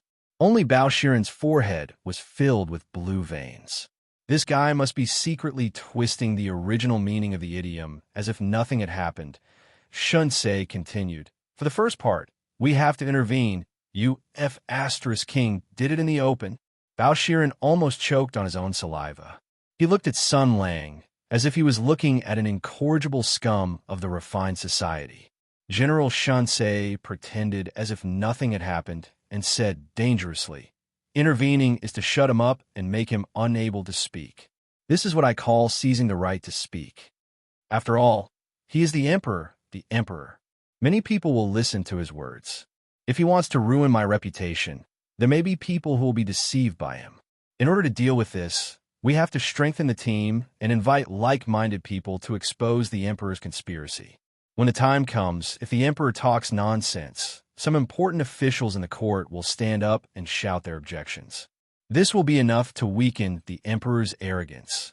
General Shunsei was openly imparting the advanced experience of fighting against the emperor. There was even a princess in his audience. It could be said that he was very indiscriminate. He spoke frankly, but there's a problem here. How do we get those important officials in the court to join us? If we oppose the emperor, we have to have concrete evidence and evidence. We have to prove to everyone that the emperor is immoral, that the emperor is a good-for-nothing. The emperor is doing something that harms everyone's interests. Only then will everyone stand up to him. This involves the second part. For the second part, of course, we have to intervene. Bao Shiren suddenly shouted, "All right, stop the analogy.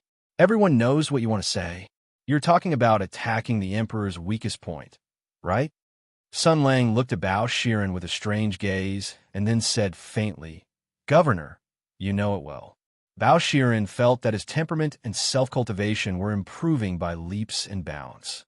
General Shunsei continued, "Sir Bao wants to intervene the emperor's chrysanthemum.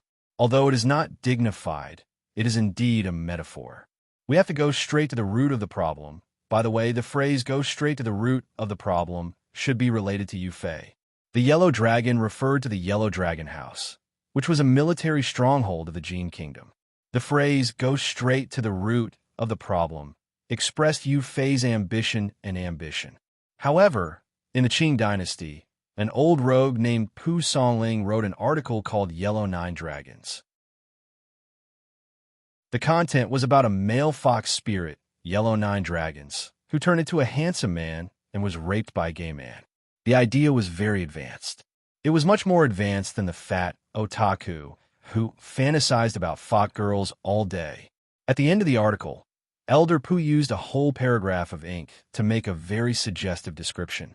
Other than cutting sleeves and splitting peaches, there wasn't a single word that mentioned homosexuality. Everything was referred to with vague metaphors. It was also in this article that the term Yellow Dragon Manor was given a whole new meaning. You know what it means. Later, there was a phrase called "Yellow Dragon leaves the house." You all know it. Therefore, the phrase "go straight to the root of the problem" was used in the Qing dynasty at the latest. Don't blame me. Bao Shiren was very angry. He asked angrily, "What do we do?" Sun Lang snapped his fingers. Of course, no one was turned into ashes. General Shunsei smiled. Wu Hui has lost his memory, so he can't provide enough evidence for the time being. But it doesn't matter. The information he has provided is already very important. We can follow these clues to find the melon, he said leisurely. The mysterious person saved by Wu Hui in the Great Desolate Mountain. The traces left by Qi Lianyan. The reason why the Emperor secretly collected the magic weapons. We can search one by one. We can always find the Emperor's weakness. Bao Shiren and the others thought about it and nodded slowly. Sun Lang looked at Wu Hui. There was a mistake in the previous calculation. Since you have such an important secret sealed in your mind, I'm afraid the Emperor will have more trouble sleeping at night. If the Emperor can't sleep well, you can't sleep well either. The Mars swordsman clenched his teeth and said in a low voice, "This means that my importance has increased. General, you don't want me to die so easily now, do you?" Sun Lang smiled. "You can think of it that way." Wu Hui said slowly, "Without the Imperial Army, my combat power has decreased a lot. Zhu Tian Bodhisattva can no longer make me feel at ease. I'm in danger in the face of assassination." Sun Lang thought for a moment. "I have just reached an agreement with the Emperor. He won't touch you in the near future, so as not to go too far and cause dissatisfaction in the court. If I take you with me, it will seem that I care too much about you. The Emperor will definitely be suspicious and suspect that I have already found out the secret of your sealed memories. Therefore, your protection should be lax on the outside and tight on the inside. Therefore, you still have to stay in the Sword Palace. I will pay close attention to your safety. Even if I can't leave, I will temporarily leave the sacred fire sword here. With the sacred fire sword in hand, you can at least protect yourself." Wu Hui was a little disappointed. He originally wanted to follow Sun Lang. After all, the sacred fire sword was still an inanimate object. The safest place for it was by General Shen's side, but since the general said so, he could only obey. After the arrangements were made, Sun Lang turned his gaze to the four famous hunters. "You should have made your decision now, right? For famous imperial envoys who have received the Emperor's order, wallow in the mire with me. Let's put on a good show."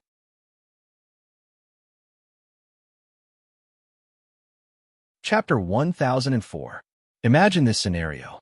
On one side, there was a treacherous official who roared at the court, disrespected the Emperor, and was bossy and domineering. On the other side, there was a loyal official who was unyielding, unafraid of violence, and had an indomitable spirit. It was completely the drama of the four great arresting generals. In this kind of battle where good and evil could not coexist, this kind of plot would often appear. In a confrontation where both sides were evenly matched, the face of the treacherous villain would be hidden in the darkness and let out a sinister laugh. Then he would make this proposal. "The Emperor is muddle-headed and is about to be defeated. You are all talented people. Why bother to throw your lives away for him? Come under my banner and we can do something great together. Wouldn't that be wonderful?" Then the loyal comrades of justice all nodded. Okay. This turn of events was not quite right. It sounded very awkward. The indomitable and loyal officials were at odds with the treacherous officials. When they heard this kind of solicitation, they would definitely sneer and say, with a strong sense of righteousness, that they would never be in cahoots with the treacherous officials. That would be the right thing to do. Therefore, when the Shunsei General Sun Lang invited the four great arresting generals to wallow in the mire with us, Bao Shiren and the others felt very complicated. Who would say something like that? So Kanan raised his eyebrows slightly and whispered, "I don't think there's a need for that." Sun Lang glared at him and said, "What are you talking about? Today, I invited you to listen to Wu Hui's confession with the intention of pulling you up the mountain to join the uprising and teach us brothers a good story of brotherhood. You want to leave after listening to it? How can there be such an easy thing to do?" As soon as he said this, Bao Shiren immediately became alert. According to his understanding of Sun Lang, once this fellow used a strange tone and pretended to say something, it was most likely the beginning of a conspiracy. What are you trying to do? When Sun Lang heard this, he became even more indignant. F***CK. What do you mean by attempt? I've shouldered the responsibility of letting you listen to Wu Hui's confession. If one of you is a hidden spy and turns around to inform the Emperor, then our plan will be completely ruined. He thought of this terrifying possibility, and his face immediately turned pale. He muttered to himself, "That's right. What if someone tells the Emperor? If the Emperor knows about this, then my plan will be completely ruined. If this goes on, I can only rush into the palace with a sword and kill the Emperor." What is this fellow saying? What an irritating tone. The four great arresting generals were speechless. Sun Lang suddenly raised his head and said fiercely, "So, in order to ensure everyone's loyalty, we must increase our trust in each other." Bao Shiren's eyes, "What are you trying to do?" Sun Lang slapped the table and said resolutely, "Proof of allegiance. Each of us needs to submit a proof of our allegiance. In order to ensure fairness and justice, I am willing to join this proof of our allegiance. Come, let me serve you with pen and ink. Each of us will write an article insulting the Emperor." This idea again. Bao Shiren was now sure that Sun Lang King was obviously taking advantage of the chaos to stir up trouble again. If they really wrote a proof of their allegiance, and it was in the hands of this fellow, he would play 100 tricks on them. He said angrily, "I'm not writing." Sun Lang slammed the table and shouted, "You have to think clearly. If you don't write a proof of your allegiance today, all of you will be killed. It's not just your 3 fellow disciples." He turned his head and pointed at Zhang Zhao, who was standing at the side. "Even your cat-eared girl will die."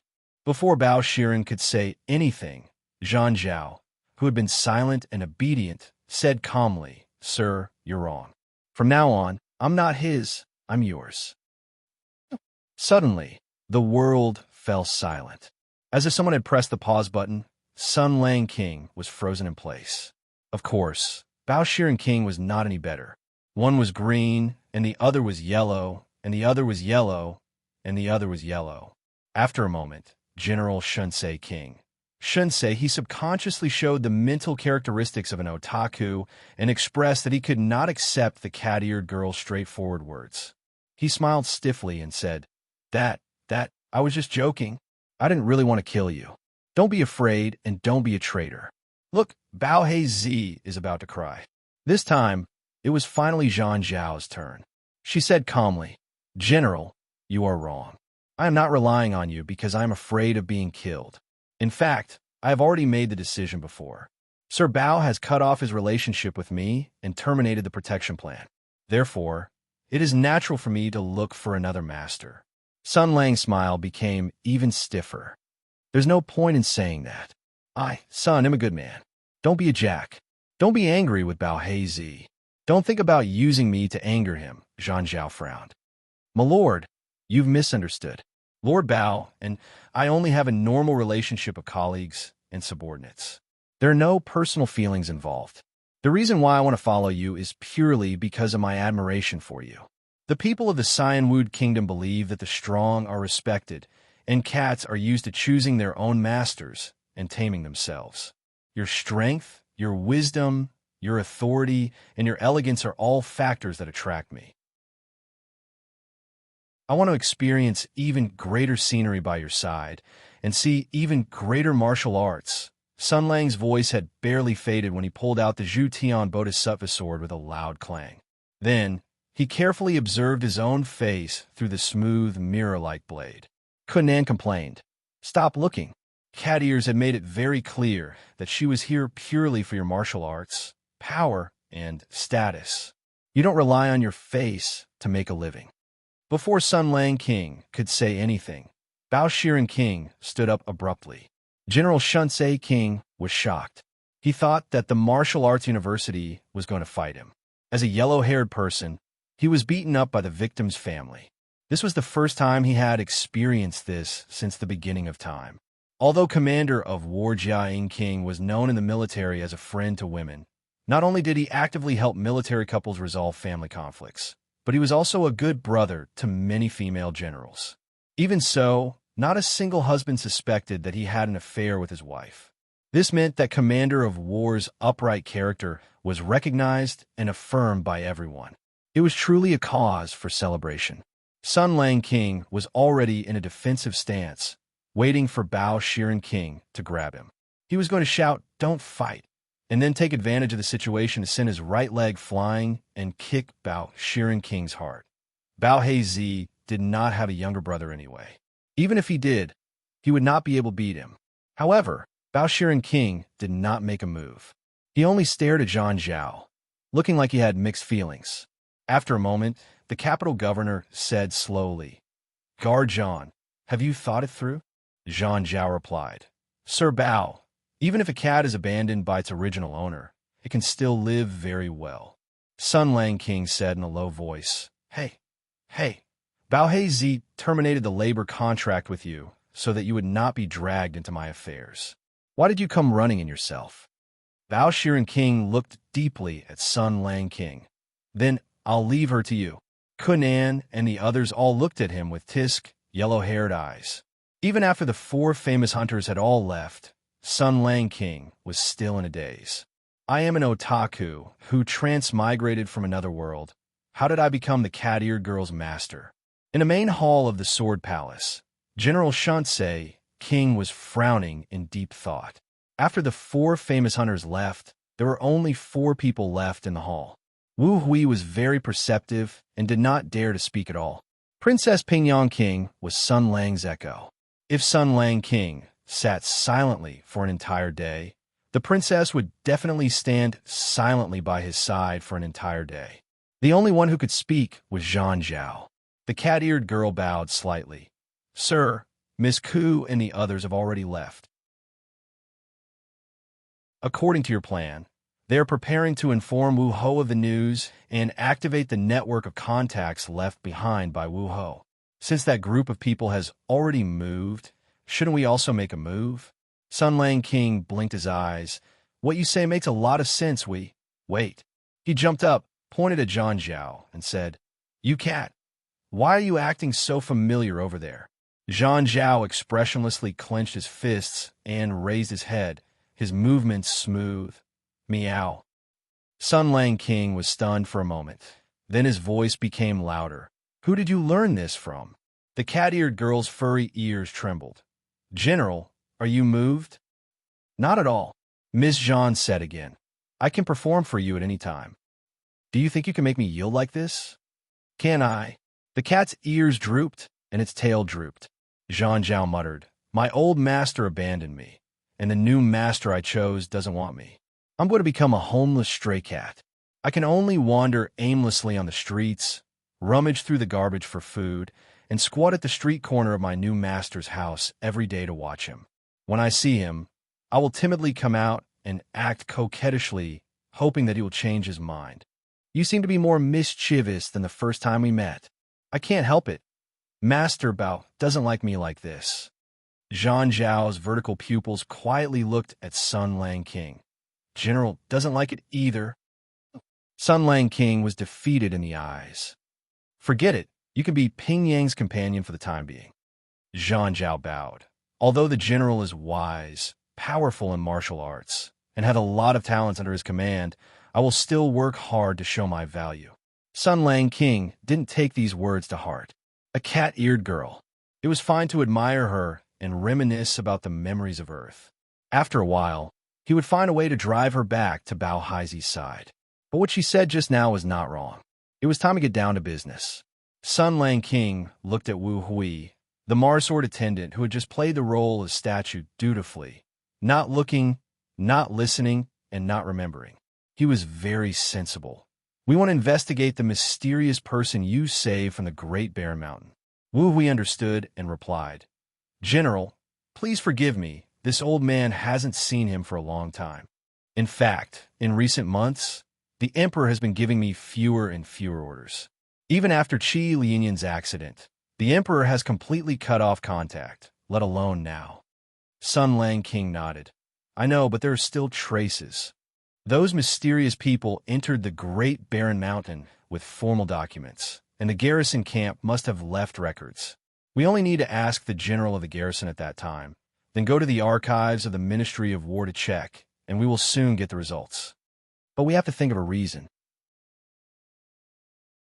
If we investigate directly, it may arouse the emperor's suspicion. Sun Lang King muttered to himself, then asked Wu Hui, who was the general stationed at the Great Barren Mountain at that time. Wu Hui answered without hesitation, Du Lingwei Shuyu. Sun Lang King looked like he was having a headache. He really knows how to choose people. Where does he live? The Mars sword attendant couldn't answer. He spent most of his time in the Sword Palace and didn't pay much attention to personnel changes outside the court. At this moment, Zhang Zhao answered. Last year, the Marquis of Weixiang moved to Shangzhou's Great Yong Pass to oversee military affairs in the southeast, cleansing the southern border of the Sky Demon's vassal. He is not in the capital. Sun Lang King cursed a few times. Other than him, who else was stationed at the Great Barren Mountain at that time? Wu Hui found it hard to answer. How could he pay so much attention to details? At most, he only remembered the highest military officer. Sun Lang King rolled his eyes. Forget it. Let's just go to the Ministry of War to take a look. I hope the Ministry of War's records are complete and that the Emperor's hand doesn't stretch so far. Zhang Zhao King quietly asked from the side, Does my lord want to enter from the main gate or the side gate? Sun Lang King's eyes lit up, and he said without hesitation, Side gate? Do you know the way? The cat girl smiled faintly. I happen to know one.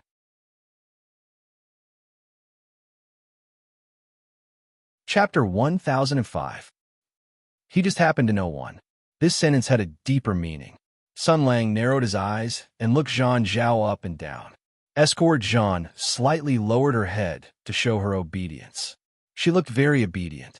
If she really was a cat, she would have already gracefully approached and rubbed herself against Sun Lang's leg. At this moment, even Princess Pingyang had noticed that something was amiss. How could a citizen of the Greenwood Kingdom, who was a naturalized citizen of the Hooded Kingdom and worked in the capital government, know so much about the Ministry of War? But Zhang Zhao still didn't say a word, calmly accepting Sun Lang's gaze. After a while, Sun Lang laughed. Interesting, interesting. You've already proved your value. I permit you to stay and help me for the time being. Princess Pingyang's expression flickered.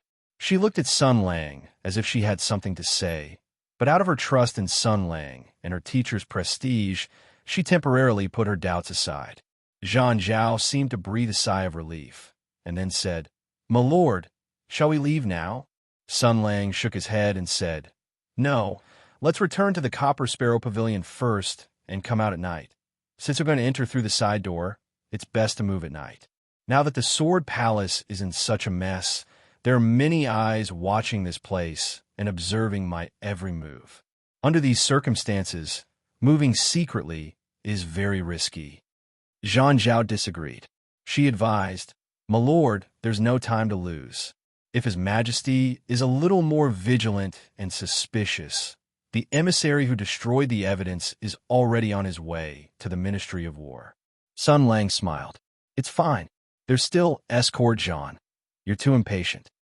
Zhang Zhao's expression changed slightly at these words, and then she fell silent. The Sword Palace arranged a carriage to send the three back to the Copper Sparrow Pavilion. Wu Hui drove the carriage in person and acted as the coachman as the swordsman of Mars.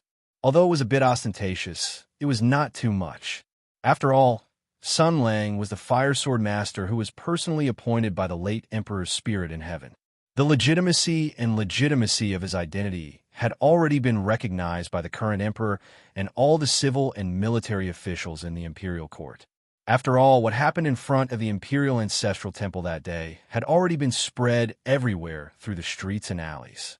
Yes, including the anecdote of Empress Tensei running away shyly from the embrace of love on the Shinsei.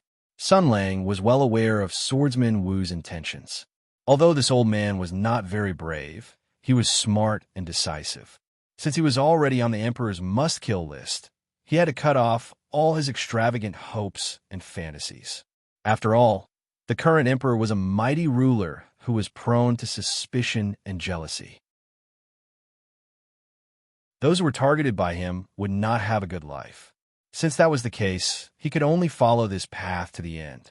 Now that he was escorting Sun Lang back to his residence ostentatiously, of course, to add another layer of insurance, he had to announce to the entire imperial capital that he was the Shen's lackey. You see, sometimes things like reputation are very useful. When the current emperor ascended the throne, the Great War of Tianyuan had already progressed to the later stages. In times of war, everything had to give way to the military, not to mention a war that could destroy the entire country. In those years, the emperor's performance was not bad, and he left a good impression on everyone. Only a few smart people, and those who stood high enough, could see the cruelty and viciousness hidden behind the mask of a wise emperor. What really shocked and frightened the imperial court was undoubtedly the Battle of the Great Bear Mountain. The commander of war, Jia Ying, who was as dazzling as the North Star, fell like a meteor. The cause of his death was hidden in a huge fog, but it was not impossible to find out. It was at that time that many officials suddenly realized. Because of the powerful external pressure of the Great War of Tianyuan, the cruel calculations of the imperial court and the schemes of the emperor had been suppressed and diluted. Following the end of the war and Jia Ying's death, the curtains had been pulled back once again. Before Sun Lang began his revenge, the emperor had actually already lost something very precious. Perhaps he himself had not expected. This kind of thing was called the human heart, reputation, and perception. For the emperor, these things seemed very empty because the powerful imperial power was enough to suppress all discontent and fear. However, under certain circumstances, these things could actually affect some things. For example, now, when Wu Hui realized that he was already on the emperor's assassination list, he immediately understood one thing. The emperor would not let him go no matter what. He would never be able to obtain the emperor's forgiveness and understanding in this life. Even if he betrayed Sun Lang and became a traitor, he would only be able to obtain a temporary reward and promise from the emperor. Afterwards, he would not be able to escape the fate of being silenced. He thought this, so he decisively threw his lot in with Sun Lang. This was the use of reputation. If an emperor left an impression in the hearts of the officials that he was cruel and merciless, cold-blooded, cruel, and ugly, then at certain times, the officials would vote with their feet. It was a very simple principle. Just like if a general killed prisoners on a large scale, then in every battle he faced in the future, the soldiers of the enemy would fight to the death and would never surrender. Just like how modern criminal law had to be carefully used with capital punishment. Human traffickers should all be killed, and thousands of cuts were not enough to atone for their crimes. However, if human trafficking was all punished with the death penalty, then what choice would a human trafficker holding a child and being surrounded and chased by the police make? Thus, in the eyes of the court and common people, the emperor had set up a backup plan to kill Jia Ying before he won the Battle of the Great Bear Mountain. He had even directly made a move in the Great Bear Mountain. He was so crazy, what did he not dare to do? When the emperor's power and influence were at its peak, people would only revere and fear him. But what if his power was slightly reduced and he was at a disadvantage? Sun Lang anticipated the arrival of that day. Before that, he had to make the emperor weak enough. The carriage returned to the Copper Sparrow Pavilion. When the generals of Tianyuan received the news, they all came out to welcome them. Seeing Princess Pingyang and the cat girl Zhan Zhao walk out of the carriage, they all began to jeer. Of course, this jeering sounded very fake. This was because everyone had long reached a consensus. Even if 8 or 10 great beauties walked out of General Shen's carriage, they would only be the general's bosom sisters and cheap sisters. Everyone believed from the bottom of their hearts that the general was pure and upright. In the past, Princess Pingyang had once taken Sun Lang as her master. Many people recognized this shy and introverted princess, but they had not seen her for 2 years and did not know where she had gone. Now that they had reunited, they were all very happy. But the cat-eared girl on the other side, someone muttered in a low voice, "Isn't that the cat by Bao Haizi's side?" As one of the few citizens of the Greenwood Kingdom who had successfully assimilated to the Empress, Zhang Zhao's reputation was not small. This was largely due to the enormous prestige of the star mayor Bao Shiren. While the common people admired and worshipped this upright and just lord, they also knew the aides and guards by Lord Bao's side like the back of their hands. Another person replied, "It should be, but how did she get together with Commander of War?" Another person joked, "No matter what the reason is, it can't be that Commander of War used a honey trap to steal her." The person who spoke first stifled a laugh and said, "If he had that ability, I would write my surname backwards." The general shouted, "What are you saying?" Everyone immediately fell silent and acted as if nothing had happened. General Shansei cleared his throat and introduced the cat-eared girl to everyone. "Let me introduce you. This is Miss Zhang. She is the guard of the capital governor, Lord Bao. I have previously reached a strategic cooperation agreement with Lord Bao and have decided to work hand in hand with him to investigate the hidden truth behind Qi Lianyin's death. Ms. Zhang will temporarily stay by my side as a middleman and liaison. She will be responsible for the communication and exchange of information between the two sides." Everyone had an expression that said, "I knew there was no adultery in this." Zhang Zhao also obediently stood to the side and bowed respectfully to everyone. She did not express any objection to Sun Lang's words. Due to Sun Lang's face, these court officials also nodded to Zhang Zhao. No one took this foreign race from the Greenwood Kingdom seriously. Compared to a mere cat-eared girl, the news of Bao Shiren joining them was more exciting. After some small talk, Sun Lang brought the two girls to the 7th floor and entered the general's presidential suite. Seeing that there was no one around, Zhang Zhao said calmly, "The general is so good to Lord Bao." Sun Lang turned around. Zhang Zhao said slowly, "As the former head of Lord Bao's bodyguards, I ran to the general's side and followed him everywhere. In the eyes of those with ulterior motives, it would be very strange, and His Majesty would be even more suspicious, right? But today, you publicly announced that Lord Bao is in an alliance with you and that I am the liaison between the two sides. If this news is released, His Majesty will not be too suspicious. This will definitely reduce the pressure on Lord Bao's side, right?" Sun Lang said indifferently, "You can think of it that way." The cat-eared girl's ears trembled slightly, and her tail swayed along with it. "If this line of thinking is correct, then, General, among your former subordinates, are there spies who are secretly loyal to His Majesty?" Sun Lang slowly turned around. At the same time, Princess Pingyang, who had sensed Sun Lang's movement, quietly took a step back and quietly closed the door. General Shinsei grinned. "You have learned a lot from Bao Shiren, but is it not good to be a little stupid? Not to mention Princess Pingyang, who was blocking the way behind. Even 100 Zhang Zhao would not be able to defeat Sun Lang alone. Facing someone who could kill her with a raise of his hand, Zhang Zhao took a deep breath and suppressed the instinctive fear that came from the depths of her soul.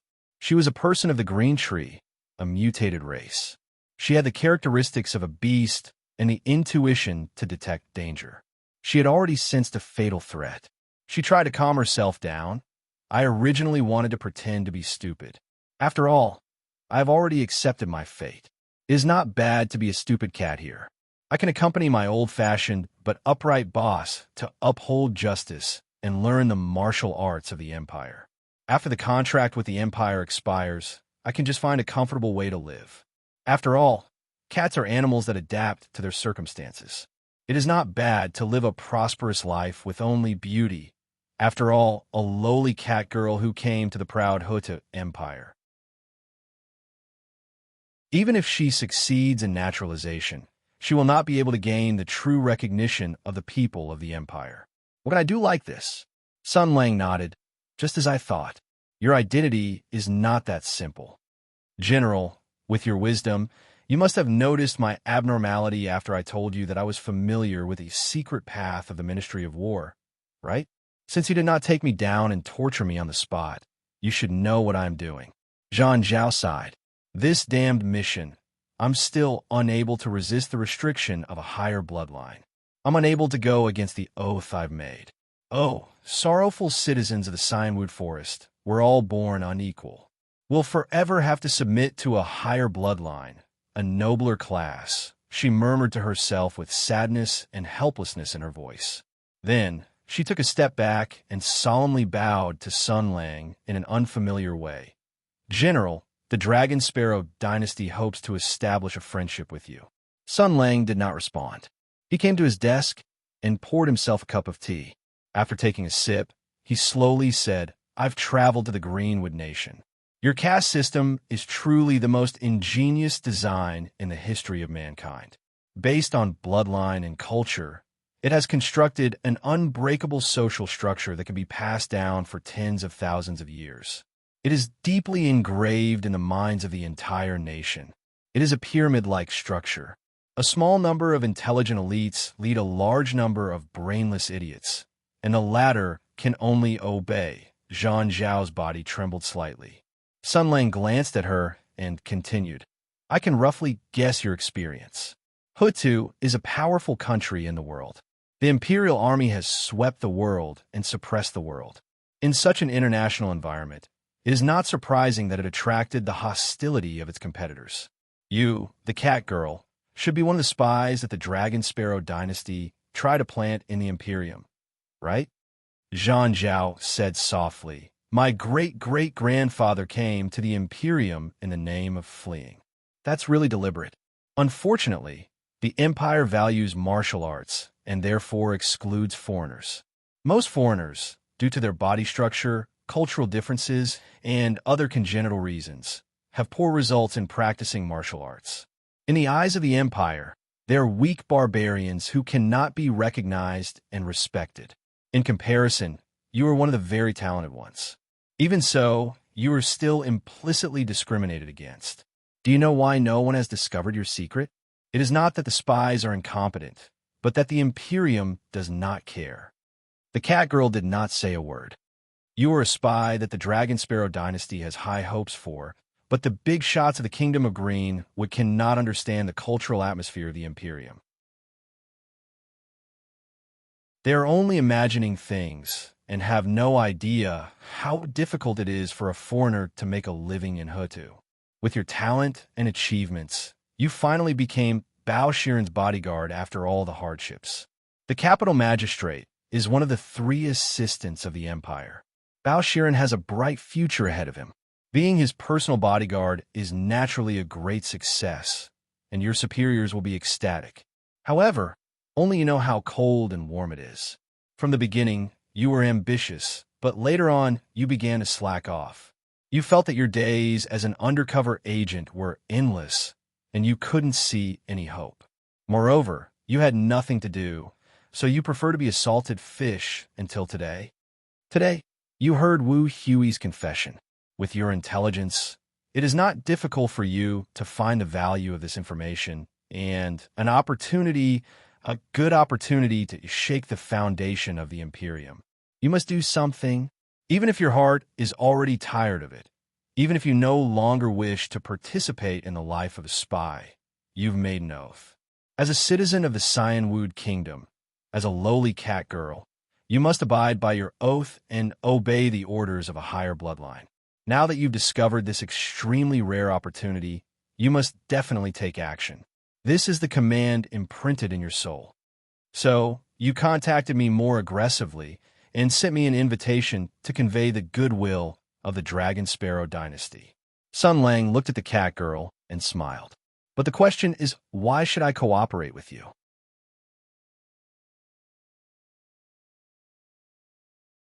Chapter 1006. Why should I cooperate with you? Sun Lang asked. Zhang Zhao found it a bit strange. Wasn't the answer obvious? Although she didn't know Sun Lang's thoughts and intentions, she still replied, Please don't doubt Greenwood's sincerity and strength. We have the same enemy and the same demands. We'll benefit from each other if we cooperate. Sun Lang was still smiling. I'm not a professional negotiator or politician, but I know the advantages and strength of Greenwood. Although Hutu is the best in the world in terms of strength, the Dragon Sparrow dynasty also has its own uniqueness and reliance, Zhang Zhao said, warriors with various abilities, a huge beast army, and the best beast taming techniques in the world. We can also provide more valuable resources. War beasts and military horses for charging and breaking through enemy lines, camel beasts, cows, and horses for farming and transportation, and food, a large amount of food. The Dragon Sparrow dynasty is famous for its abundant products and fertile land. We have the best farming beasts and extraordinary experience in improved varieties, she said sincerely, especially food. At any time, food is the most important resource to stabilize the situation and support the operation of a country. The Dragon Sparrow dynasty is willing to make friends with you. Sun Lang said with a smile. The premise is that I sign a treaty of betrayal and share something with you. Zhang Zhao lowered her head and said, I'm not a negotiator, but we all respect the power of the empire. General, you're a hero of the world, and you can't be deceived or insulted. If we're greedy and ask for too much, even if we succeed for a while, you'll definitely retaliate and attack us afterward. So, you can rest assured that the Dragon Sparrow dynasty is not too ambitious. We just want Hutu to be less powerful. That's all. Sun Lang nodded and said, although you're not a professional diplomat, your words are 70% lies and 30% truth. You're already quite a diplomat. Judging from your words, it seems that you just want to support me to fight against the emperor and make the empire fall into turmoil and internal friction for a period of time. That's all. That's really not ambitious. There was no friendship between countries, only interests. Even a child would not believe that Zhang Zhao had no ambition. If there was a great opportunity to weaken the Hutu Empire, which country in the world would let it go? It was obvious that if Sun Lang, with the support of the other countries, engaged in an intense internal conflict with the imperial power, the other countries would definitely exert pressure and make the situation even more chaotic.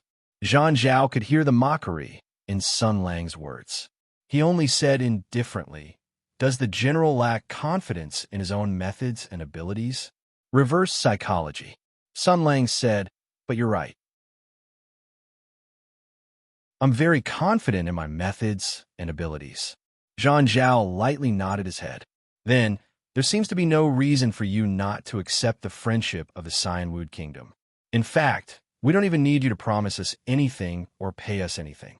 We can even provide you with unconditional assistance and support.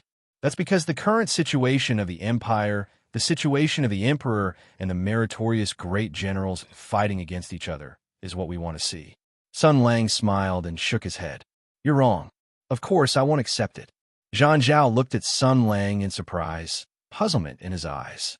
Shinsei sat down on the desk, put the teacup aside, and said leisurely, do you think you're the first person to persuade me? There's a sea pavilion in the imperial capital. The envoys of the other countries live here all year round and pay attention to the changes in the empire's political situation. Apart from the Cyanwood Kingdom, the water, fire, and metal kingdoms have also come to my place. He glanced at the cat-eared girl and smiled. You can think of ideas. How can those envoys who have more ideas than you and think about how to deal with the empire every day not think of it? Zhang Zhao was truly stunned. She really did not think of this. After all, she was only an agent and not a decision-maker. Her task was to charge and break through enemy lines, not to devise strategies. What determined a person's thoughts and thinking was not only wisdom, but more of the situation. Although Zhang Zhao was intelligent, she was only a cat-eared girl with low status and vision. Moreover, she had been slacking off before. In fact, before today's secret meeting in the Sword Palace, she did not even think that Sun Lang could shake the imperial power. It was not until Wu Hui revealed the unspeakable secret about the emperor that the cat-eared girl realized that Sun Lang had already grasped a very good card, a card that could fundamentally deny the legitimacy of the emperor. Although her heart had long been slack, although her original intention was to slack off until the end of time, the oath of obedience to the bloodline had already begun to take effect.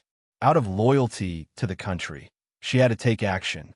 Therefore, she had to try her best to get close to Sun Lang, and she even took the initiative to reveal the secret. Moreover, she was here to negotiate with Sun Lang. She had to complete her mission. But the other party refused. Why? He should not have a reason to refuse. Moreover, the envoys of the other countries clearly did not know the emperor's secret. Why did they already believe that Sun Lang had the ability to overthrow the emperor's rule and plunge the country into chaos? Zhang Zhao was a little confused. Although she was smart, her situation was limited, and the information she knew was limited. Therefore, she could not see the direction of the future and could not come to a correct conclusion. Facing Sun Lang, she said in a stunned tone, "You also refuse the envoys of the other countries? Why? Is it because of the deep-rooted arrogance and reserve of the empire's people? Do you not want to have a negative image of colluding with foreign enemies? You should know that history books are written by the victors." Sun Lang shook his head and said, "No, it's not because of that. I don't have any sense of belonging to this country. It's not a big deal to borrow the soldiers of the foreign devils. In fact, I've already had preliminary contact with the Russians in the kingdom of Lihua in Mingzhou, and I can't rule out the possibility of a deeper cooperation in the future. Not only do I admire the Russians' firearms, but I also admire the mechanized production of sharp metals, your breeding ability, and Xuanshui's ingenious psionic technology. These are all very good things." Zhang Zhao frowned slightly. What did Li Hua pay? The price that Li Hua can pay can also be paid by Greenwood. General, please don't doubt our sincerity. Sun Lang shook his finger. No. Let me tell you the difference. The reason why I reached a consensus with the Russians to a certain extent is that they abide by the rules. If I say that you come, they have to come. If I say that you stay here, they can't step out of the circle. If I say that you can't do that, I'll chop off their hands. Do you understand what I mean? He looked at Zhang Zhao with no fluctuation in his tone, as if he were talking about a trivial matter that could not be more common. You can only come if I need you. If I want your things, you have to give them to me. If you don't give them to me, I'll rob them. If you behave, we can make a fortune together. The premise of everything is that you don't cross the line. Hearing that, Zhang Zhao felt a great sense of absurdity. Although she had lived in the Earth Hutu for many years and was used to the unreasonable arrogance and dominance of the people of the empire, she still felt extremely shocked and dissatisfied when she heard Sun Lang's words and proposition. She had already understood what Sun Lang meant. Garjon took a deep breath and said calmly, "General, I don't know what kind of consensus you and Li Hua have reached, but the Dragon Sparrow dynasty is also a powerful country that has made great contributions to defeating the Sky Demon and continuing the civilization. It enjoys a distinguished status and reputation in the world. Greenwood has his dignity and strength. He is not a servant that you can order around at will. Even the emperor of your country is not qualified to order us around." "The emperor can't, but I can," Sun Lang said gently. "Also, please don't misunderstand me. I don't mean to target your country, nor do I discriminate against you. I treat all countries equally. My point of view, to put it simply, is this. You want to take the opportunity to interfere in the internal affairs of the empire to achieve the national strategic goal of weakening the Earth Hutu. For that, you have actively contacted me, hoping that I could be the vanguard or even a puppet in the war against the emperor. For the politicians and smart people who have such a point of view, I can only give you 3 words regretfully." He craned his head toward Zhang Zhao and imitated the expression of Zhang Shuyo perfectly. "Do you deserve it?" She was speechless. Zhang Zhao was completely speechless. She really did not expect that things would unfold like this. Before she proposed the proposal, she had foreseen the result. Maybe Sun Lang would refuse her olive branch. Maybe because he was concerned about his reputation, or maybe because he was suspicious of her motives. But she had never expected that the reason for his refusal to cooperate would be so absurd and arrogant. He actually thought that the Dragon Sparrow dynasty, one of the 5 most powerful countries in the world, a country with a vast territory, abundant resources, a thriving population, and a powerful military, was not qualified to join hands with him. This man was simply too arrogant. No, wait a minute. Zhang Zhao was lost in thought. Over the years, she had learned a lot from Bao Shiren. After being influenced by Bao Shiren for a long time, the cat girl gradually understood some of the techniques used to solve cases. She had seen many cases around Bao Shiren, including liars who were exposed, pretenders who were scheming, strategists who advanced step by step, and many more. If it were someone else who said such nonsense, Zhang Zhao would have mocked them mercilessly, thinking that they were crazy. But the person who said it was Sun Lang. He was a famous general of the Tianyuan battlefield, a general of the empire who was valued by the envoys of other countries. He was a soldier who had made glorious achievements on the Tianyuan battlefield. Would such a person be so arrogant and ignorant, ignoring the power and dignity of other countries? The probability of this happening was extremely low. So, did he really have something to rely on, or did he have other purposes? Zhang Zhao leaned toward the latter. In any case, it was too absurd and shocking to despise one of the 5 countries in the world. No matter how famous he was and how powerful his martial arts were, he was only one person after all. What qualifications and confidence did he have to look down on a powerful country in the world? Even the Emperor of the Earth Emperors could not do that. So, why did he do it? What was his purpose? While the cat-eared girl was lost in her thoughts, Sun Lang clapped his hands and attracted Zhang Zhao's attention. So this is what happened. Just now in the Sword Palace, you said that you knew a secret passage in the Ministry of War. I did not investigate it too much, not because I wanted to cooperate with Greenwood, but because I really did not care about your secret. I don't care which country you are a spy for, and I have no interest in interrogating a spy for the Empire. For me, it's actually very simple. You know the way to sneak into the Ministry of War. Very good. You lead the way. I need your help. You just need to do your job well, and then it will be fine. He asked, "Do you understand?" Zhang Zhao had nothing to say. She found that Sun Lang's temperament was so temperamental and unpredictable. She had been curious about this Shansei general before. Now that she was in close contact with him, his true image did not become clear, but became more mysterious. She could only nod slowly. Yes, then she added, but I have made a blood oath to be loyal to my mission. The general will not agree to my proposal, but I will not give up. Sun Lang shrugged and did not take it seriously at all. Then he thought of something and sighed. Greenwood's spy. If Balhaizi knew, he would probably be scared to death. Originally, I wanted to find a chance to kick you back to Bao Shiren. After all, it is not good for you to follow me. But now you have another identity, and you have heard confidential information in the Sword Palace. I can't let you go easily. Zhang Zhao was very tactful. Don't worry, General. From now on, I will be under your watch 24 hours a day. I will not leak the secrets I heard in the Sword Palace. Shinsei General nodded indifferently. Go and choose a room next door. Zhang Zhao understood. She bowed and turned around. Princess Pingyang stood behind her. The two looked at each other. The friendship they had outside the Sword Palace had disappeared. One was the princess of the Empire. The other was the spy of Greenwood. Princess Pingyang suddenly reached out her hand and patted Zhang Zhao lightly. Although the action was slow, Zhang Zhao was agile and could not avoid it. The cat girl's face turned slightly pale. She glanced at Princess Pingyang and did not say anything. As for Sun Lang, he watched all of this from the side and didn't express any opinions. He was thinking about more important things. Since the matter had been explained, the awkwardness and mysterious pressure brought to Sun Lang by the cat girl wearing a hat for Bao Shiren dissipated. Shinsei felt much better. What a joke. It's not like she's inexplicable.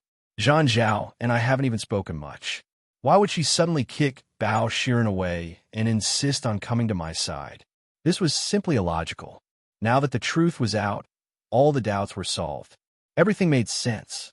Zhang Zhao was a spy of the Dragon Sparrow dynasty, a female spy of a foreign force. She came to my side to develop me, instigate me, and persuade me. She had an ulterior political purpose. There was no love at first sight, no sudden confession. There was a deeper reason for these illogical things. Thinking of this, I suddenly felt a little sad. When Sun Lang thought of this, he couldn't help but feel sad. He casually picked up the teacup beside him and used the reflection of the tea to observe his magnificent beauty.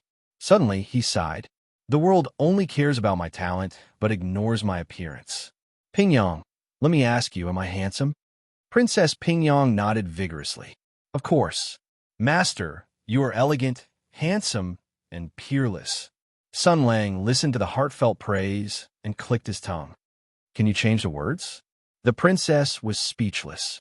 She blushed and said, Master, you only taught me these.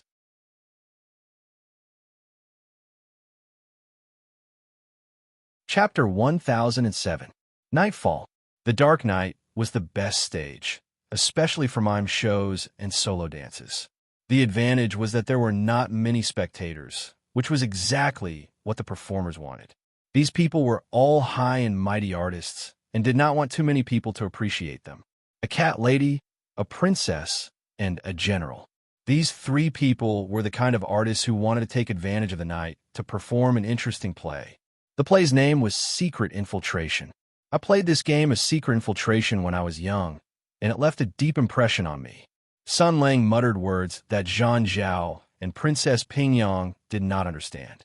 The two girls did not understand, but they felt that it was awesome. After nightfall, Sun Lang directly dug a tunnel from the Copper Sparrow Terrace and led the two of them to the streets of the imperial capital without anyone noticing. The three of them had changed into night clothes, and their whereabouts were very suspicious. Zhang Zhao had even specially wrapped her ears and hid her tail.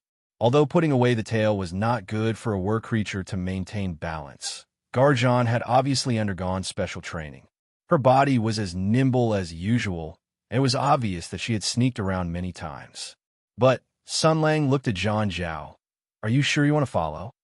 The cat lady had a matter-of-fact expression. Compared to showing the general the way, it's more convenient to personally lead the way.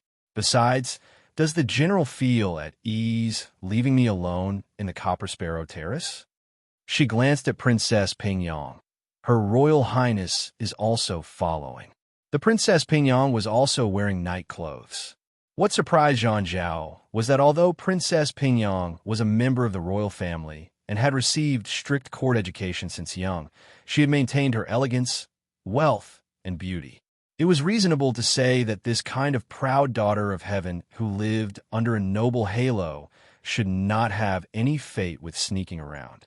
However, after taking off her gorgeous palace clothes and putting on her night clothes, the princess in front of him did not seem to be uncomfortable at all.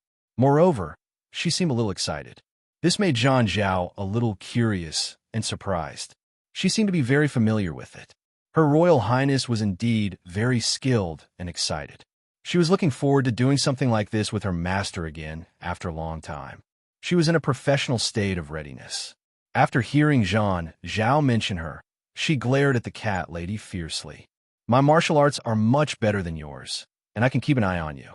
Master is kind and broad-minded, so he won't argue with you. But I will keep an eye on you, so don't you dare try any tricks. During the day at the Sword Palace, Princess Pingyong had thought that Zhang Zhao was a lucky charm that she could play with.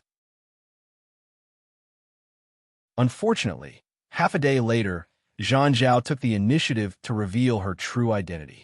She was a spy from the Dragon Sparrow dynasty. The most important thing was that he actually had ulterior motives and even harbored ill intentions toward his master. As a result, the small boat of friendship capsized on the spot. She became extremely wary and hostile towards the cat-eared girl, which was quite difficult for the introverted and shy Princess Pingyong. Zhang Zhao, on the other hand, rolled his eyes imperceptibly. Kind-hearted? Broad-minded? Do you know that your kind-hearted and broad-minded master was relentlessly beating your imperial father for an old debt from 2 years ago? Although she didn't have much communication and contact with Sun Lang, just by looking at the methods and style of the General of Divine Strategy when he was teasing Bao Shiren and his group, she knew that this general was absolutely not destined to be kind-hearted and broad-minded. On the contrary, he was extremely vengeful, sinister, and unreasonable. So, was the princess mistaken about something? Sun Lang, on the other hand, thought for a while and tacitly agreed to the fact that Zhang Zhao was traveling with him. He was not very familiar with the Ministry of War. With the cat-eared girl leading the way, it would indeed improve their efficiency. But there was a problem here. Zhang Zhao was a female animal. According to his experiments in the Greenwood Kingdom, Even the beastly people of the Greenwood Kingdom could not resist the power of the Great Protection Force. This was very troublesome because Zhang Zhao's martial arts were indeed not high. If they encountered any unexpected situation in the Ministry of War, he would not be able to quickly hide and escape with Zhang Zhao. Otherwise, there would definitely be a very subtle scene, like carrying a cat that had wet its pants or something. Under these circumstances, Princess Ping Yang's accompaniment was very meaningful. Her Royal Highness could be responsible for keeping an eye on this cat that didn't have high martial arts skills, and he, Sun Lang, could concentrate on his work. In addition, Ping Yang's royal status was also very useful. If he was not careful and was caught red-handed, he could even slander the emperor. This was a princess, oh princess. The person behind her was the emperor, oh emperor, and so on. It was very perfect.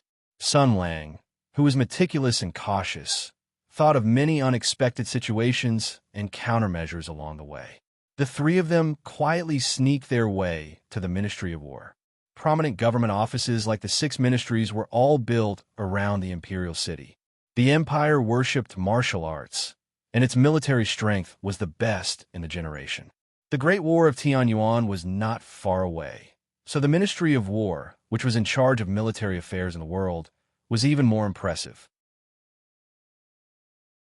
It was a star department that could compete with the Ministry of Personnel. The location of the office was very high, occupied a large area, and was decorated in a grand style.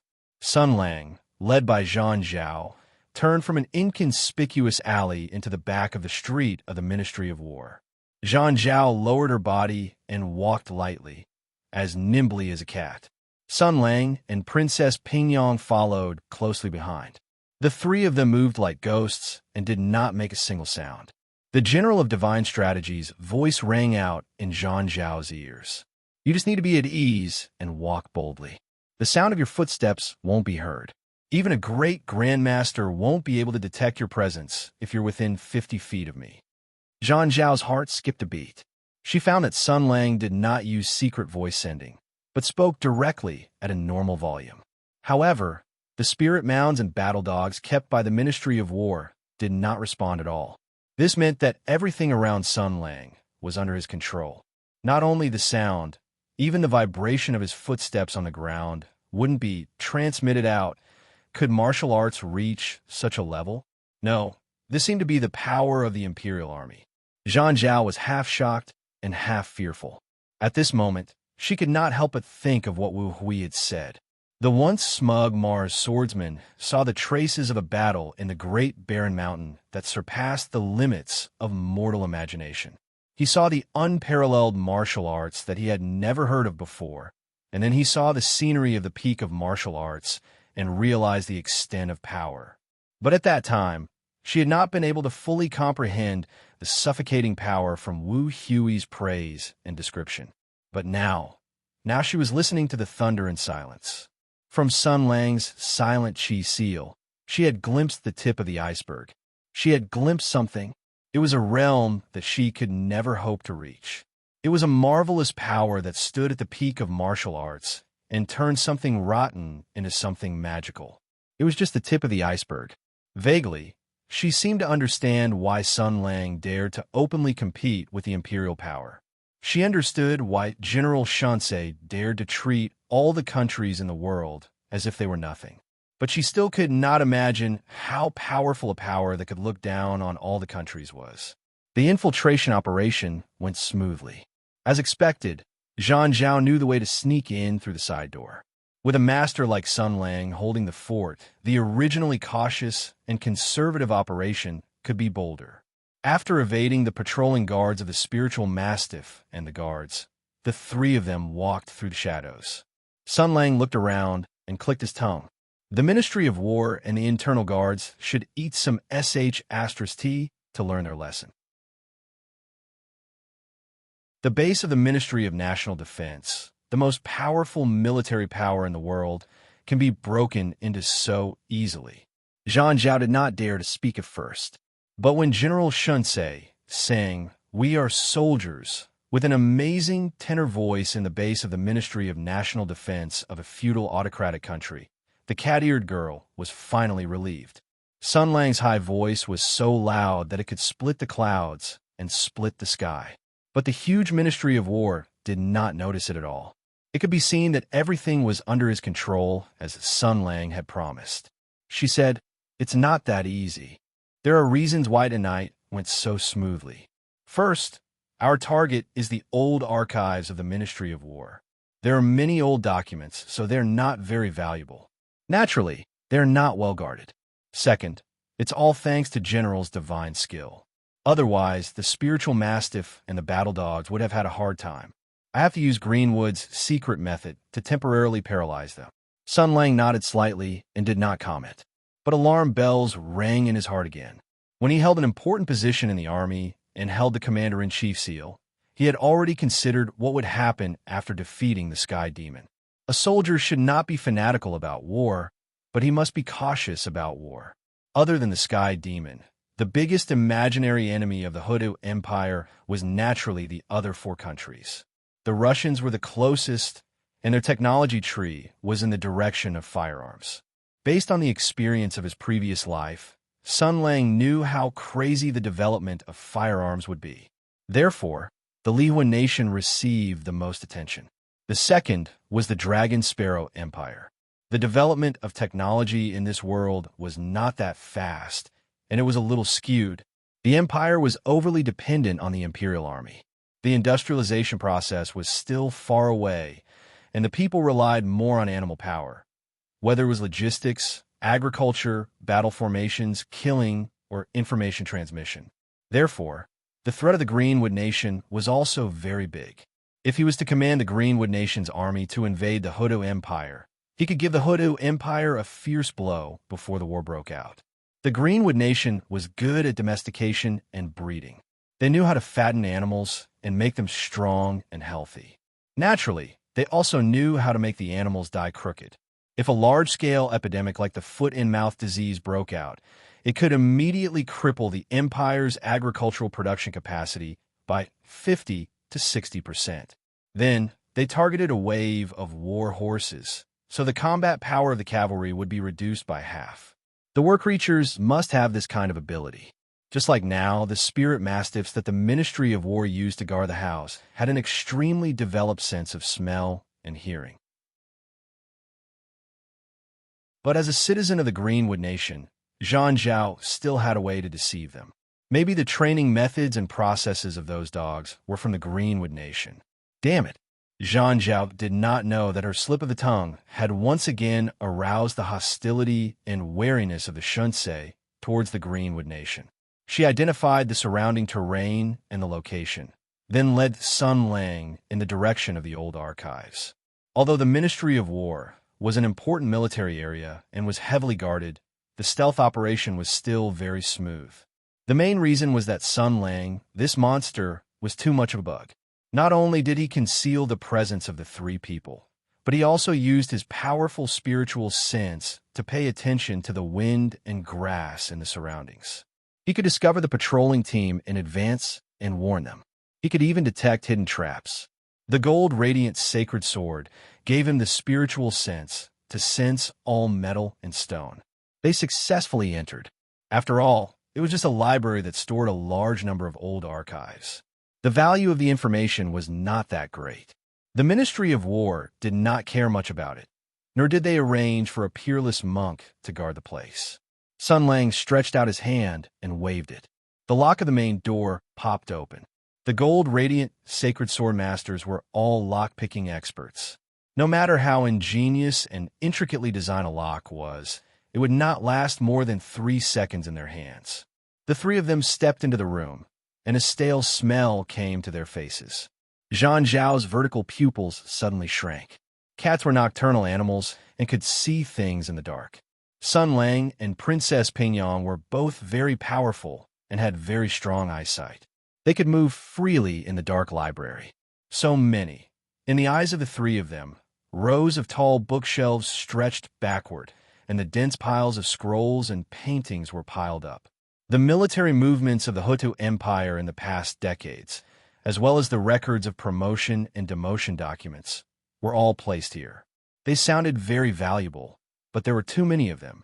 Even Zhang Zhao, a spy, had little interest in everything in front of her. The information density was very low. The cat girl squinted her eyes. There is a year mark on the side of the bookshelves. Every row of bookshelves is engraved with a category of content. It is very easy to find. The things that Wu Hui recalled were only 2 years ago.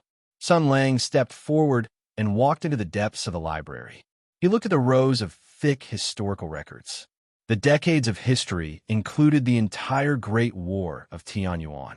All the war and military activities of the empire were recorded here. The famous generals, the brave warriors, the defeated, the victorious, everything that was worth remembering, and everything that was not. Subconsciously, he wanted to find his own story.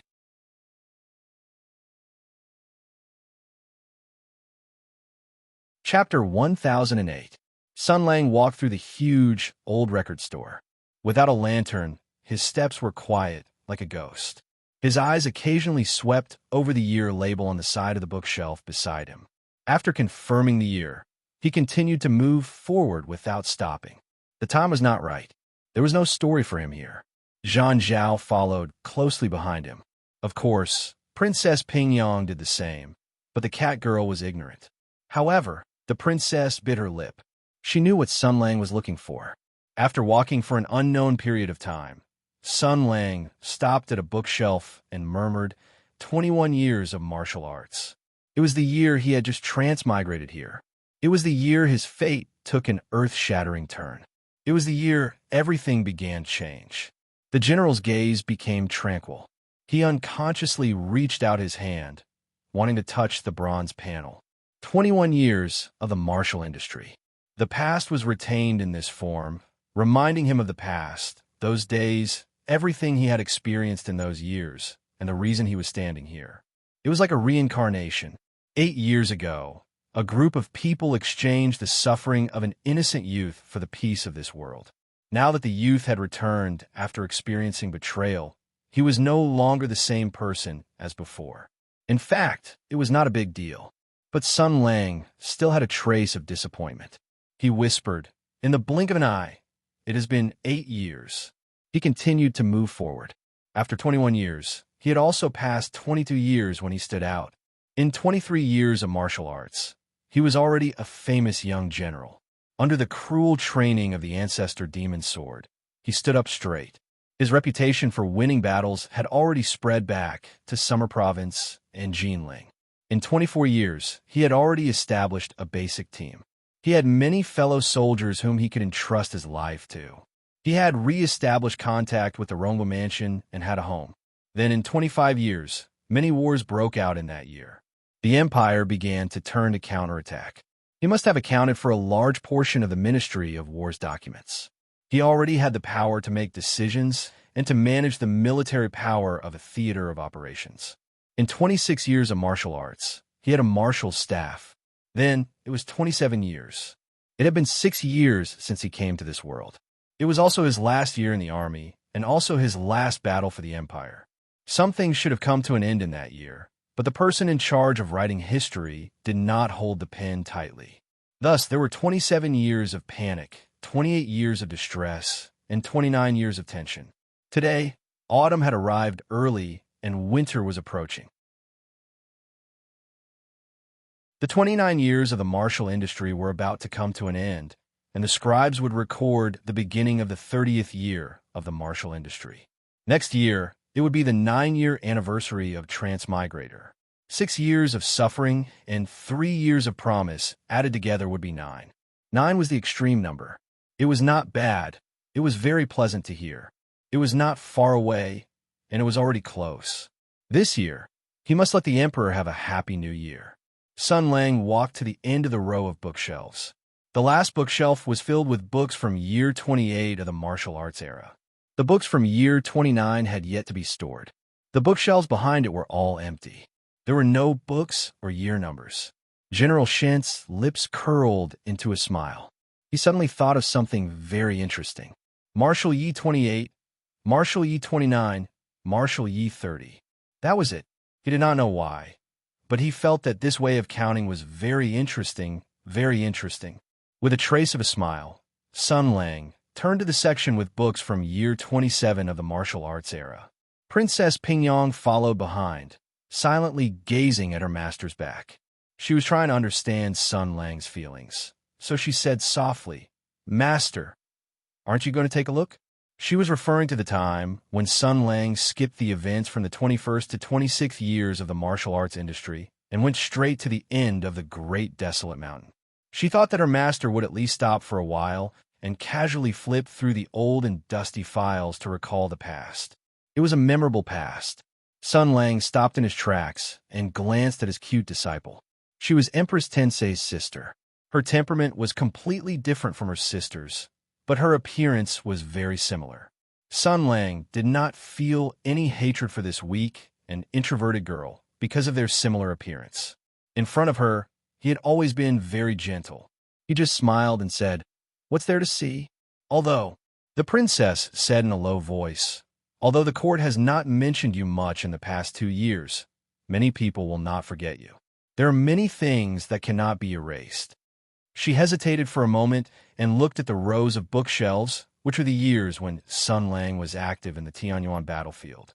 Then she said slowly, "There are all the books about you here. Not a single one of them has been destroyed. Father wanted to take this place more than a year ago, but he was met with unprecedented resistance. Everyone was speaking up and expressing their stance. Both your friends and your enemies were against it. Even the most loyal and fanatical guards did not dare to do it. Father felt very frustrated at that time." She looked at Sun Lang, her eyes shining, and said softly, "Nobody will forget what you have done, master." In the past, the courtiers and officials of both the imperial court and the common people were united as a stronghold. They used their silence to resist the greatest harshness of the emperor, whether it was fighting for justice or just seeking peace of mind. Although this kind of behavior moved Princess Pingyong, it could not move Sun Lang. The general of divine strategies discovered the key to the problem from a tricky angle. That is to say, if I set fire to this place right now, the righteous people in the court will curse the emperor's mother in indignation. That is to say, if I set fire to this place right now, the righteous people in the court will curse the emperor's mother in indignation. That won't do. That was then, and this is now. You're back now. Father has no reason to do that. It's too strange." After saying that, Princess Pingyong said aggrievedly, "Also, master, that was my grandmother. If she could raise your father, your grandmother would naturally not be a good person. Moreover, I was giving you face by cursing your grandmother." Of course, such obscene words could not be said in front of Princess Pingyong. He walked into the field of year 27 of the Wu Yi. The files were arranged according to time from top to bottom and from left to right. General Shansei walked into the depths. There were very few pages on the Battle of Dahuang Mountain. He was too lazy to look at the 1, 2, 3, 4, 5, and so on that the court had racked their brains to arrange. He directly flipped through the various transfers related to the cleanup after the battle. In order to make it easier to search quickly, he rubbed his fingertips and a small flame appeared in the air. The flame was very dim and could not illuminate the darkness 3 feet away. However, with this dim light, great masters like Sun Lang and Princess Pingyong could see many things clearly. The efficiency of the search was also higher. Found it. Sun Lang pulled out a scroll from the densely stacked files and shook off the dust. Wei Shuyu, Yingyuan Battalion, year 27 of the Wu Yi, led the army to guard the ruins of the Battle of Dahuang Mountain. He cooperated with the search and cleaning duties, sealed off the battlefield, killed spies, and let the heroic souls of the heroes rest in peace. Huh! He let out an inexplicable sneer, opened the file, and read it carefully. The affairs of an army were extremely complicated. Even if it was just the important records, when they were piled up, there would still be a lot of them. Fortunately, Sun Lang was both a martial grandmaster and a grand marshal. His physical body was strong, his memory was excellent, and he was also familiar with military affairs. Thus, he could read 10 lines at a glance and flipped through them quickly. He searched through scroll after scroll. Finally, his eyes focused as he found what he was looking for. The Imperial Treasury's Sacred Instruments Directorate. He muttered, "It's you." The Imperial Treasury's Sacred Instruments Directorate was definitely the most mysterious and the most important department in the Empire. It was a department with both research and manufacturing functions. It basically represented the direction of the advanced productivity of the Empire. The Imperial Army was Hutu's national treasure. The Imperial Treasury's Sacred Instruments Directorate was mainly responsible for the manufacturing, maintenance, and development of the Imperial Army. It had a lot of power and a high status. It had its own operating system and even its own armed forces. It had an extraordinary position in the political ecology of the entire empire. Throughout history, there have been many conflicts between the imperial power and the officials, all of which revolved around the Sacred Implements Directorate. The main conflict was whether this department should directly serve the emperor or be incorporated into the administrative system of the court. After many conflicts, the final result could be seen from the prefix of the Sacred Implements Directorate. The Imperial Treasury's Sacred Instruments Directorate.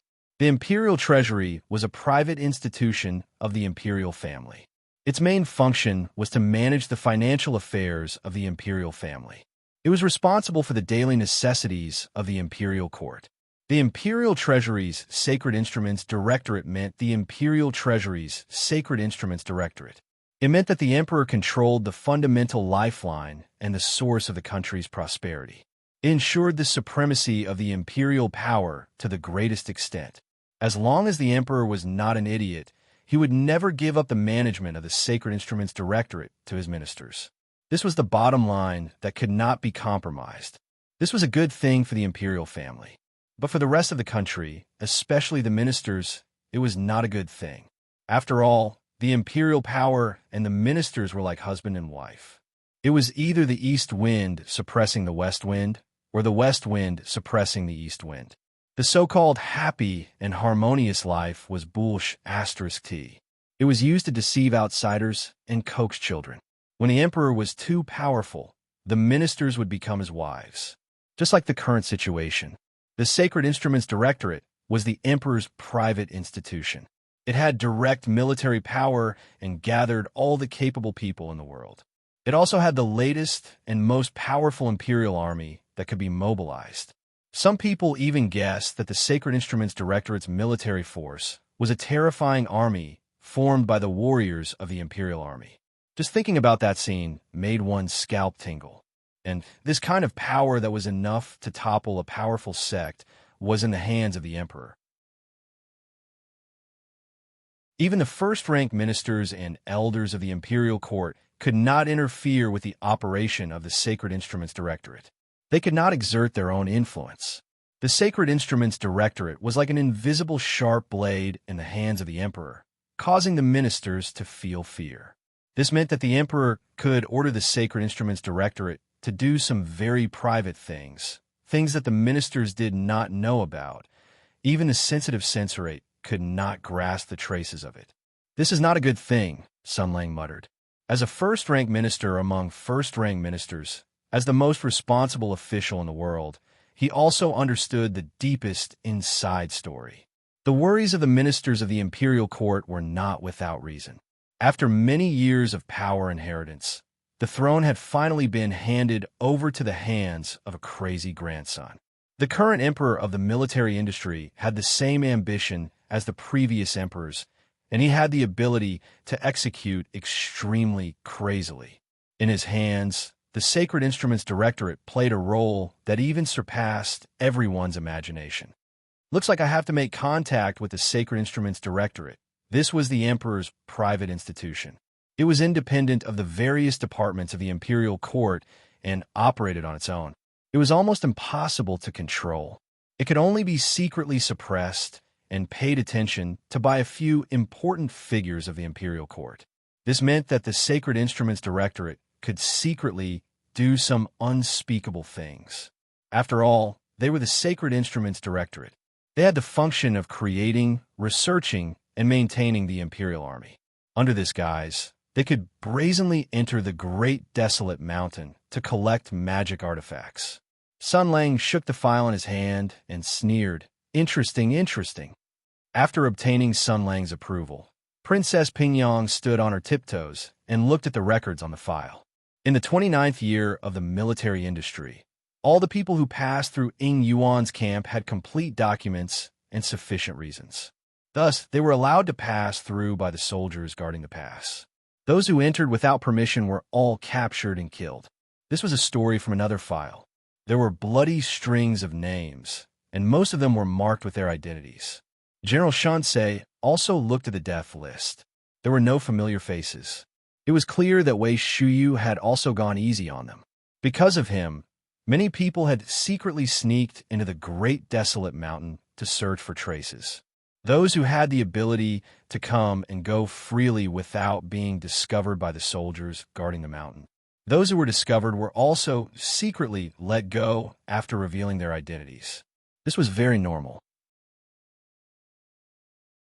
The emperor was well aware of this and would definitely acquiesce.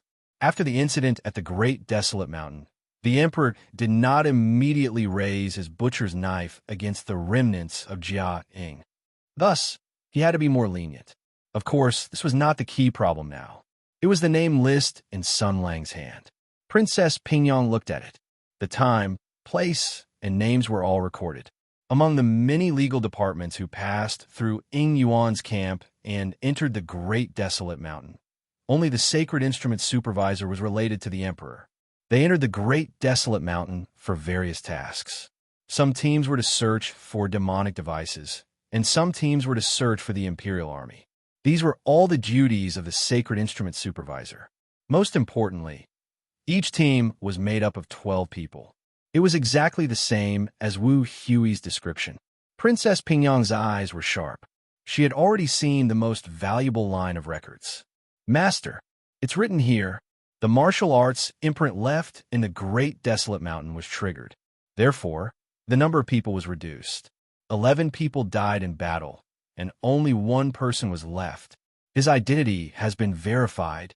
Master, just like what Swordsman Mars said, he is the person Wu Hui saved. Sun Lang's smile was very meaningful. He slowly shook his head and said calmly, not necessarily. Princess Pingyang was surprised. What's wrong? Looking at the records, it's obviously consistent with what Swordsman Wu said. A team of 12 people, secret members of the imperial family, and only one person was left. The description of the situation is very consistent. But the problem is Sun Lang raised the book in his hand and looked at the thick paper under the light of the sparks created by the power of fire. General Shent's face was hidden in the dim light. He said softly, "This book is fake."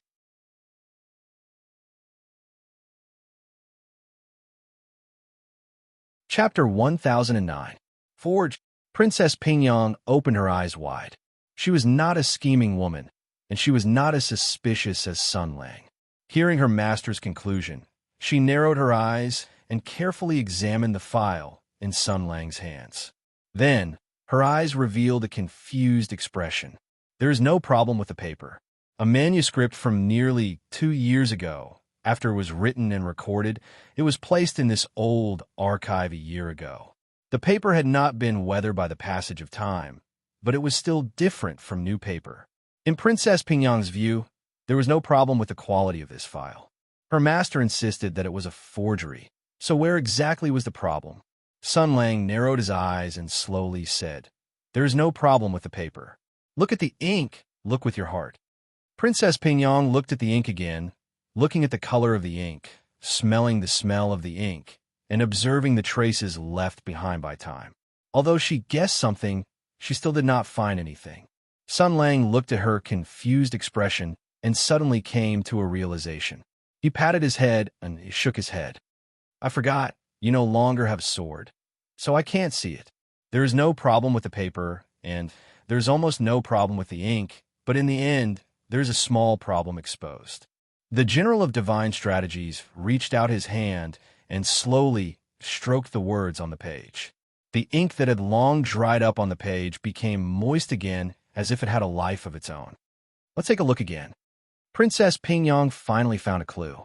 She frowned and said softly, "The ink is new, but someone used a special method to make it old."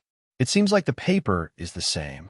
She had once wielded the star-suppressing sword.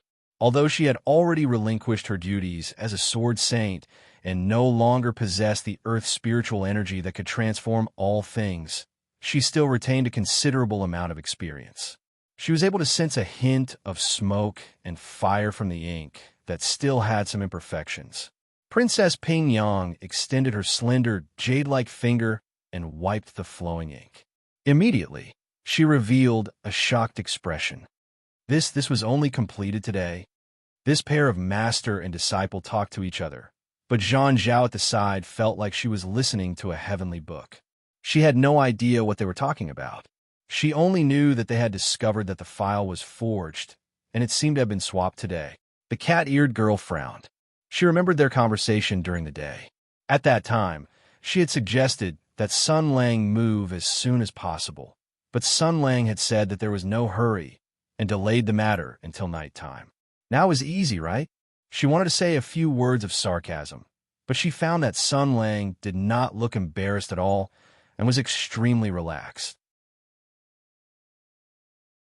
At this moment, General Shunsei also looked over. "You must be laughing at me in your heart." The cat-eared girl took a small step back and said submissively, "Your subordinate does not dare." Sun Lang shrugged and said leisurely, "You told me during the day that if the emperor was a little more suspicious, the messenger to destroy the evidence was already on the way. But I still delayed the matter until nighttime.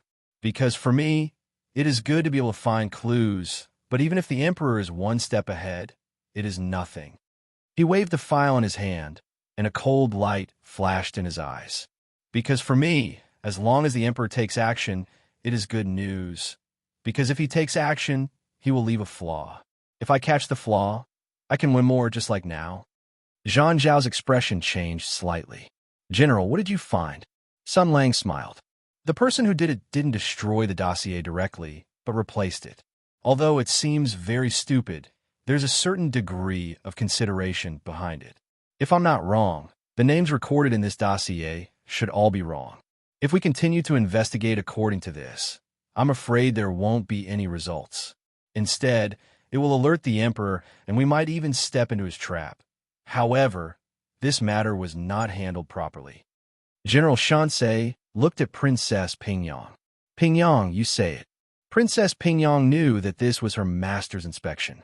She had also deduced the identity of the person who did it, so she was very shocked.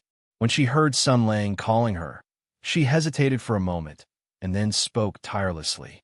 Her Royal Highness said softly, "The paper and ink were all made today, which means that the person came to the Ministry of War before us and successfully replaced the file. This person's martial arts must be very high, and he is very good at hiding his tracks.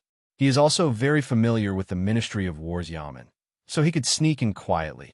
Zhang Zhao raised his eyebrows and raised his objection.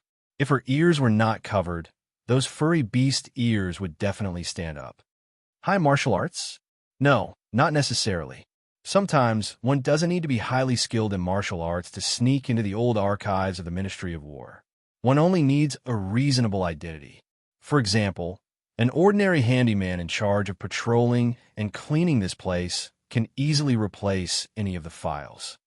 Princess Pingyang turned her eyes to the ground and said softly, "The ground is covered with a layer of light and well-proportioned dust.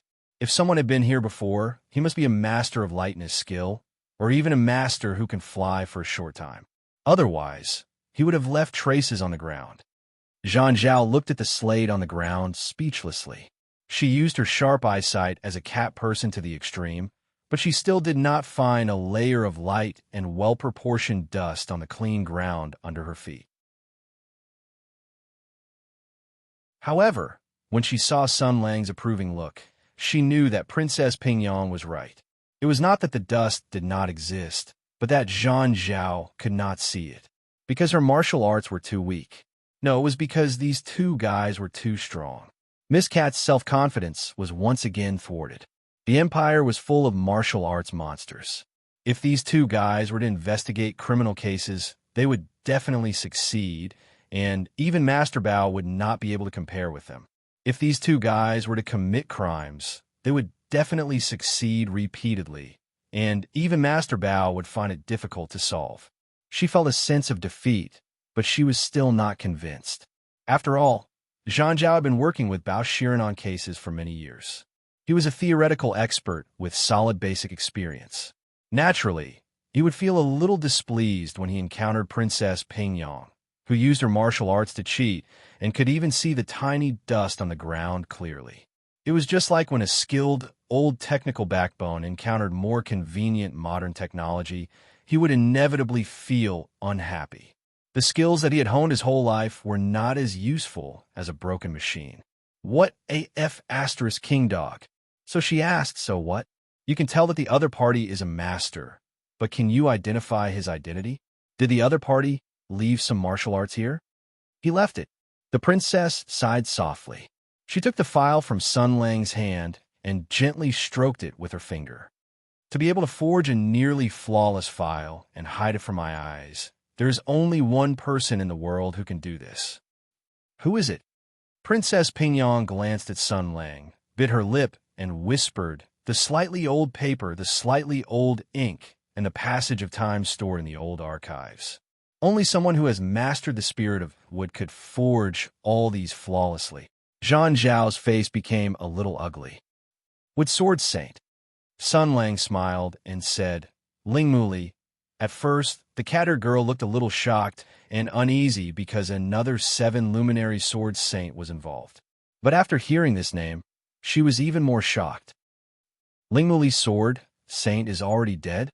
According to the official statement of the world, the Wood Sword Saint was also dead. The tragedy of the battle in the great wilderness mountain was beyond everyone's imagination.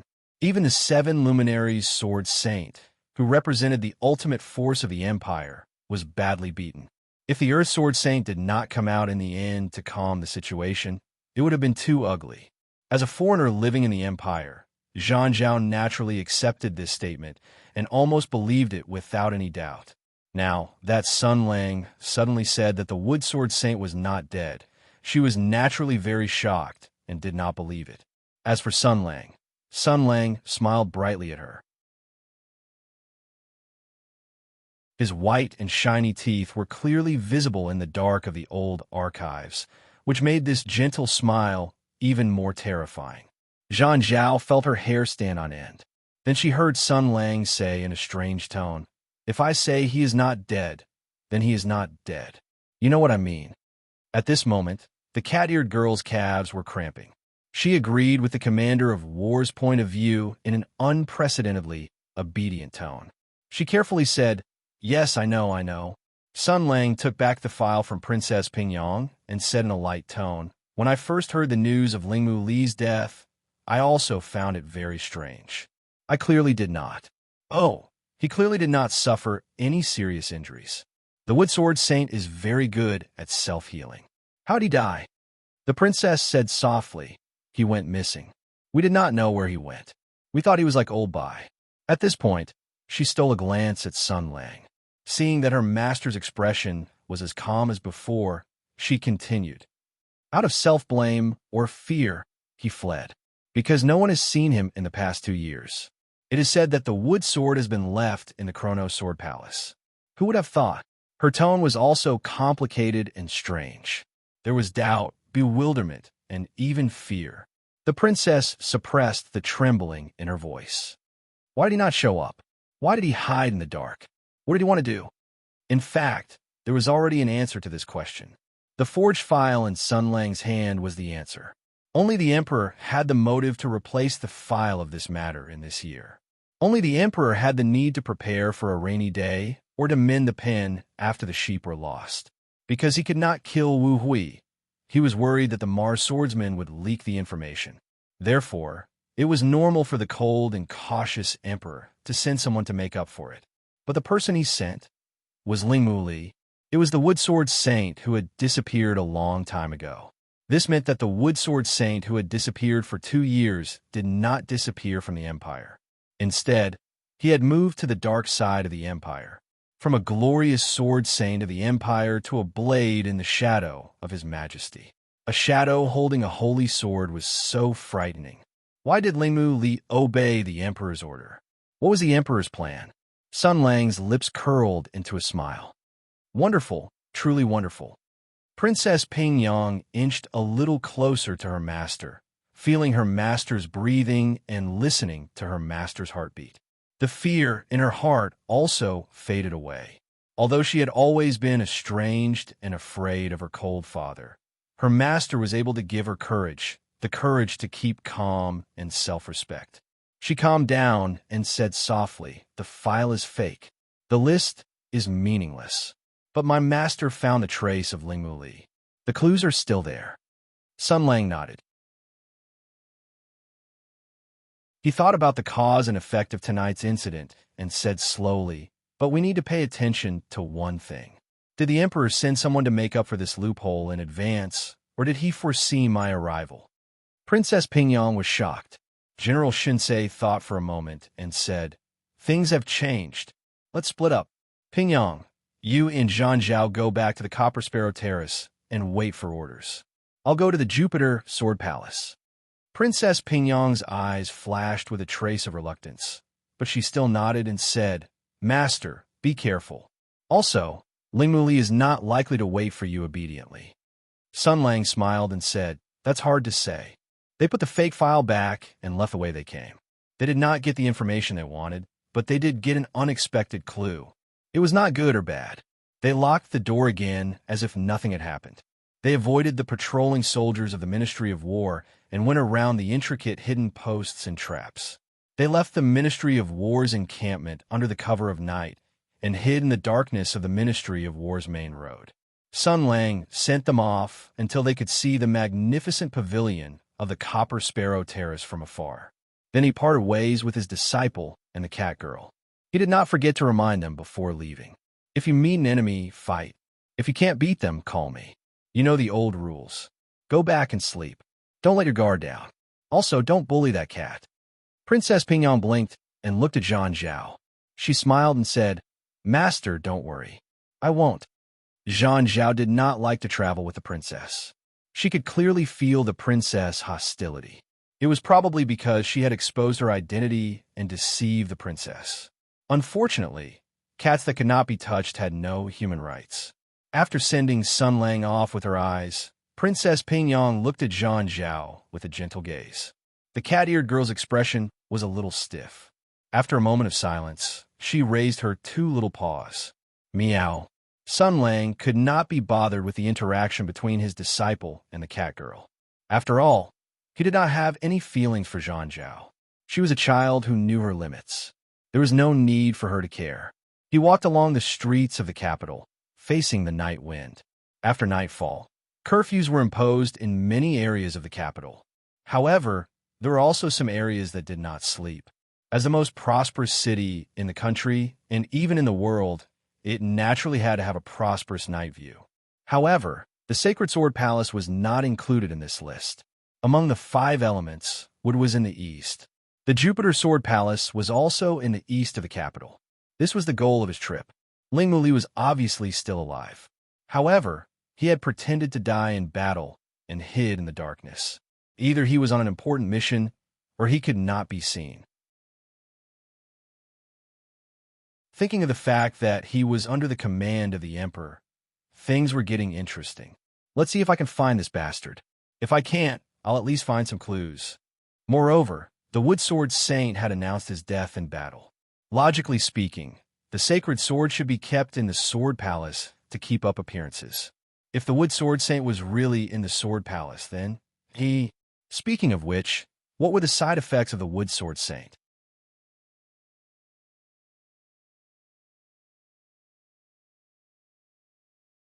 Chapter 10:10.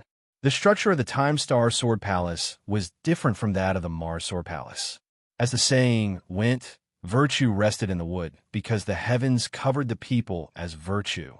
Thus, the virtue of wood rested in spring, the warmth of spring, and the blooming of flowers, taking the meaning of the growth of all living things. Meanwhile, the Wood Radiant Sword Palace was located amidst this exuberant vitality. The green fields were like a carpet, the air fresh. The Sword Palace had no somber aura, only a gentle greenery. The greenery was done quite well. Sun Lang and Ping Yang parted ways. Taking advantage of the darkness, he made his way to the Time Star Sword Palace on the eastern side of the imperial capital. He had sensed the Wood Radiance Sword Saint's handiwork from the forged books of the Ministry of War. The Wood Radiance Sword Saint had long ago faked his death and disappeared after the battle of the Great Desolate Mountain. Today, his whereabouts were exposed.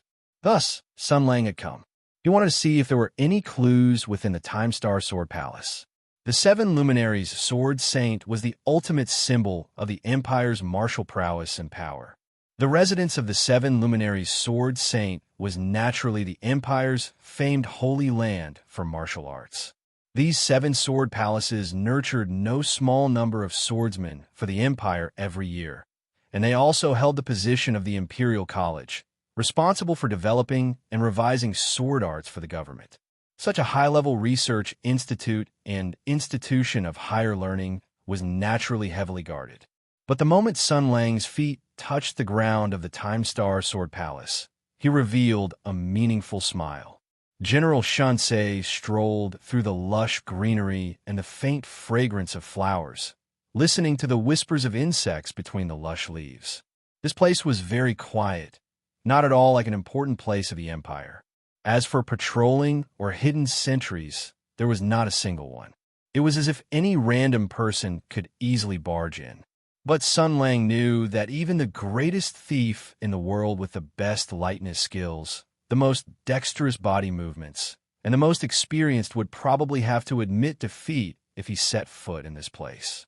The Jupiter Sword Palace did not have a security system in the traditional sense, but it had the most foolproof scouts in the world.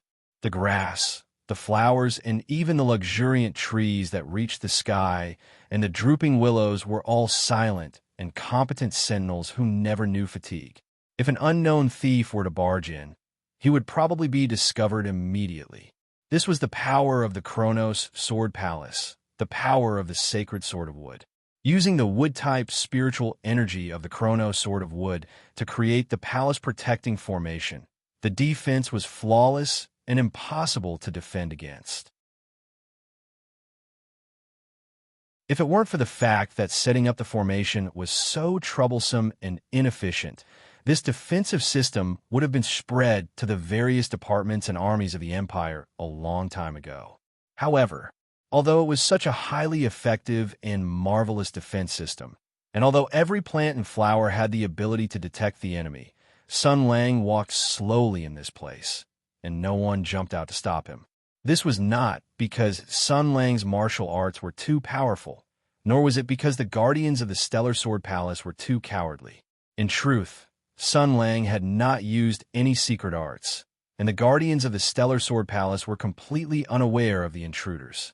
The reason for all this was because the plants and flowers serving as sentries had all slacked off. They should have been on guard against all intruders, but they had turned a blind eye to Sun Lang. There is only one person who could make the sentient plants of the Stellar Sword Palace give up on their routine mission and silently control them. Thus, Sun Lang revealed an interested smile. Ping Yang had previously said that Lingmu Li would not foolishly wait in the Stellar Sword Palace for Sun Lang to come, but Sun Lang had said that this was not necessarily the case. Now, it seemed that he had been right. Shunsei revealed a warm smile, his eyes brimming with anticipation, as if he was looking forward to reuniting with an old friend.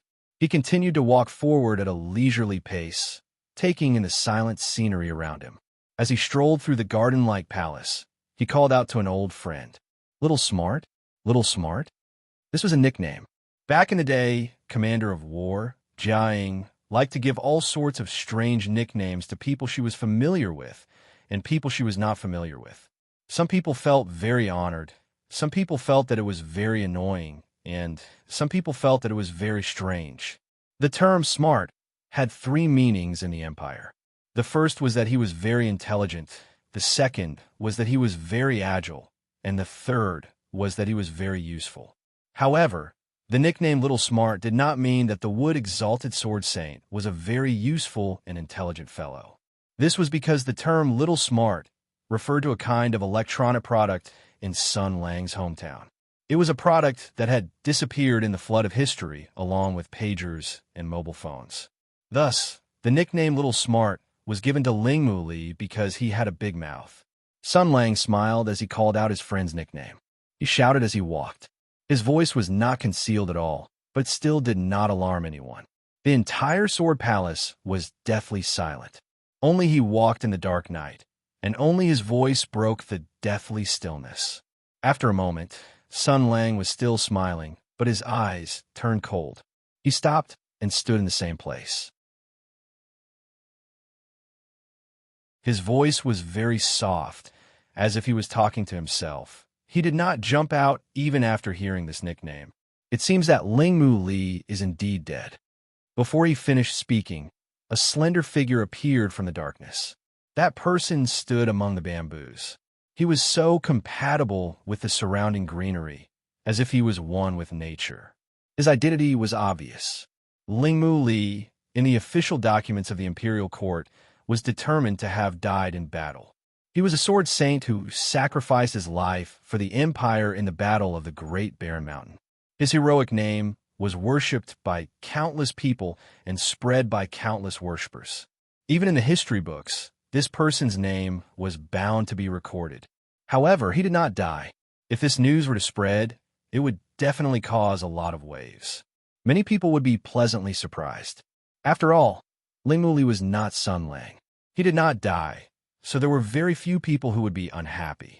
However, Sun Lang looked at the wood sword saint who had reappeared in the world.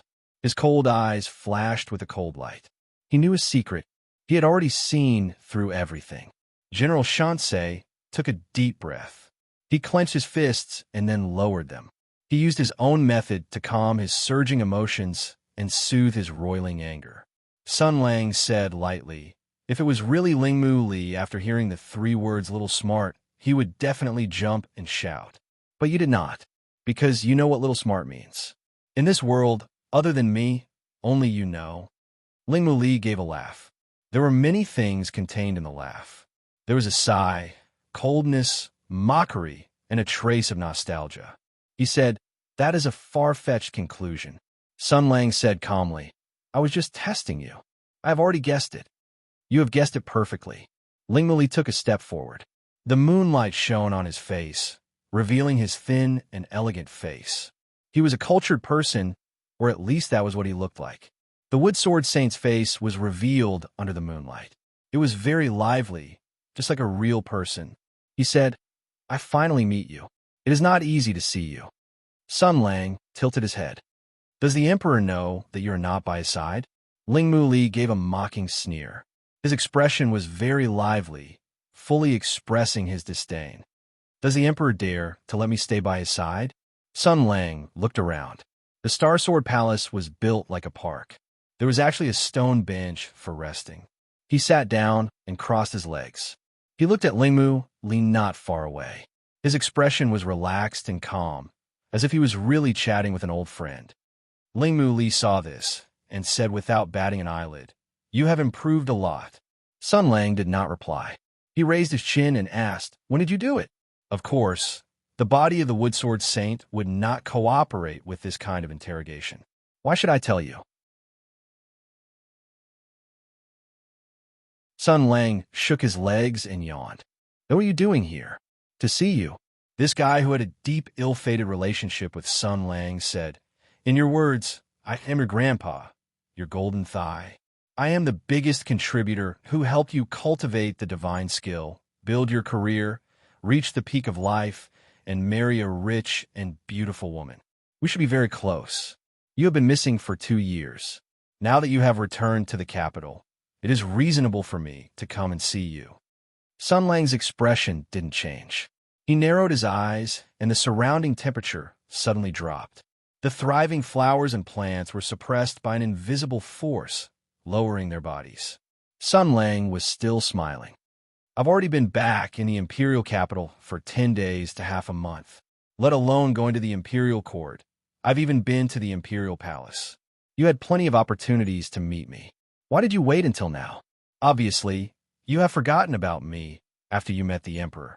You are so heartless. He rubbed his hands and said, Years ago, You peeped into my pure and timid heart and irresponsibly stole many, many important things from my heart. You took advantage of me. Hearing this, the face of Lingmu Li twitched. Even if it was as cold and rational as it was, it couldn't help but feel angry when it heard this nonsense. Although it was the spirit of the demonic armament, it had its own thoughts and desires. Naturally, it also had emotions. It could be happy and angry, and it could also fly into a rage out of humiliation. After 2 years, this little bastard was still as sharp-tongued as before. He had never changed, and he was very good at provoking a person's anger with just a few words. Sun Lang's so-called stole many, many important things from my heart, and so on referred to the fierce confrontation of the spiritual power of the two in the death match on the Great Desolate Mountain. They spied on each other with their spiritual power, and their spiritual essence mingled. In an instant, they had peeped into all the secrets in the bottom of each other's heart. Then, Sun Lang had gained countless benefits in the devil. This ancient alien consciousness had experienced the past memories of a modern earthling. He wanted to wash his eyes. He wanted to destroy the earth. He especially wanted to raise the country called Japan. He also wanted to eradicate a strange website called Beep Beep Beep. The former had produced a large number of illogical, disgusting, inexplicable, and sensual strange things. The latter had piled up a large number of extremely stupid video products, such as Blue Blue Road, Shameless Old Thief, and Me Too. They had been played back and forth 3 times to the left and 3 times to the right. Damn it, they were so cute. Now, when the ancestor the devil heard Sun Lang bring up the old matter again, he immediately thought of a guy with purple skin, goat horns, wings, and an egg knife. He remembered the CG, the classic quote of the Night Elves, and many versions that had been magically modified. Therefore, he came up with a suitable version in the blink of an eye, which could fully express his hatred and anger. I slept for 2 years and was forced to watch the garbage in your head over and over again in the sleep of dreams. Now you dare to take advantage of me and pretend to be innocent. You are really seeking your own death, looking for death. Although the ancestor the devil was furious and wanted to beat this guy into a pulp on the spot, it was one thing to want to do it and another thing to do it. He warned himself not to be angry. Otherwise, he would fulfill the little thief's intention and even fall into his trap. So Lingmu Li said indifferently, "Yes, I did take advantage of you.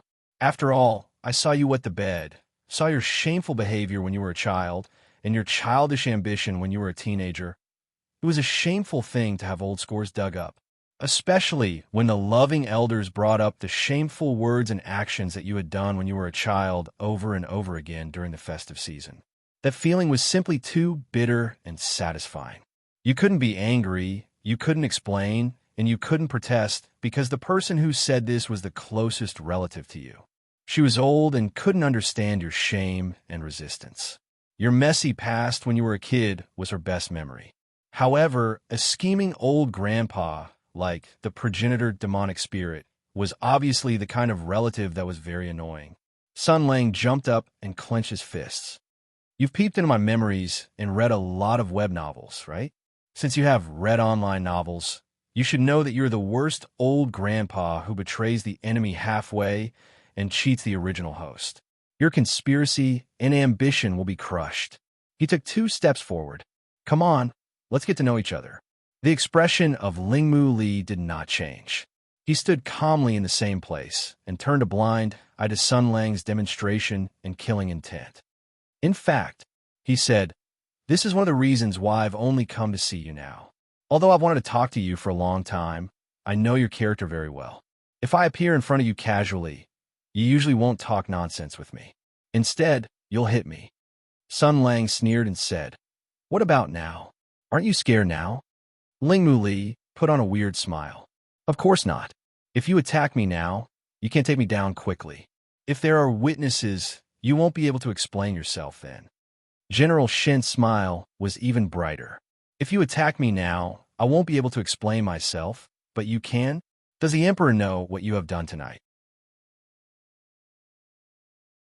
Does the Emperor know that you can manipulate Lingmu Li as you wish? Does the Emperor know that you want to talk to me?" Our fight has attracted witnesses, but before I explain why I have to fight the Wood Sword Saint in the Jupiter Sword Palace, do you want to explain why Lingmu Li, who is claimed to have died in the battle in the Great Desolate Mountain, is still alive? The ignorant people and warriors will certainly think that it is a good thing, but what about the ministers? When they learn that the Wood Sword Saint has been hiding in the dark of the country for 2 years, will they be suspicious, curious, or scared? He sneered and said, then, if they find out that Lingmu Li is just an empty shell, what will they do? The sharp sword aura emerged from Sun Lang's body. The gold spiritual energy was ready to be unleashed. Since gold could suppress wood, it was the perfect time to fight with Lingmu Li. General Shen's voice turned cold. A good deal. That you're tuning in to the Warrior Lore YouTube channel. Don't forget to subscribe and join us on this journey to catch the most captivating stories.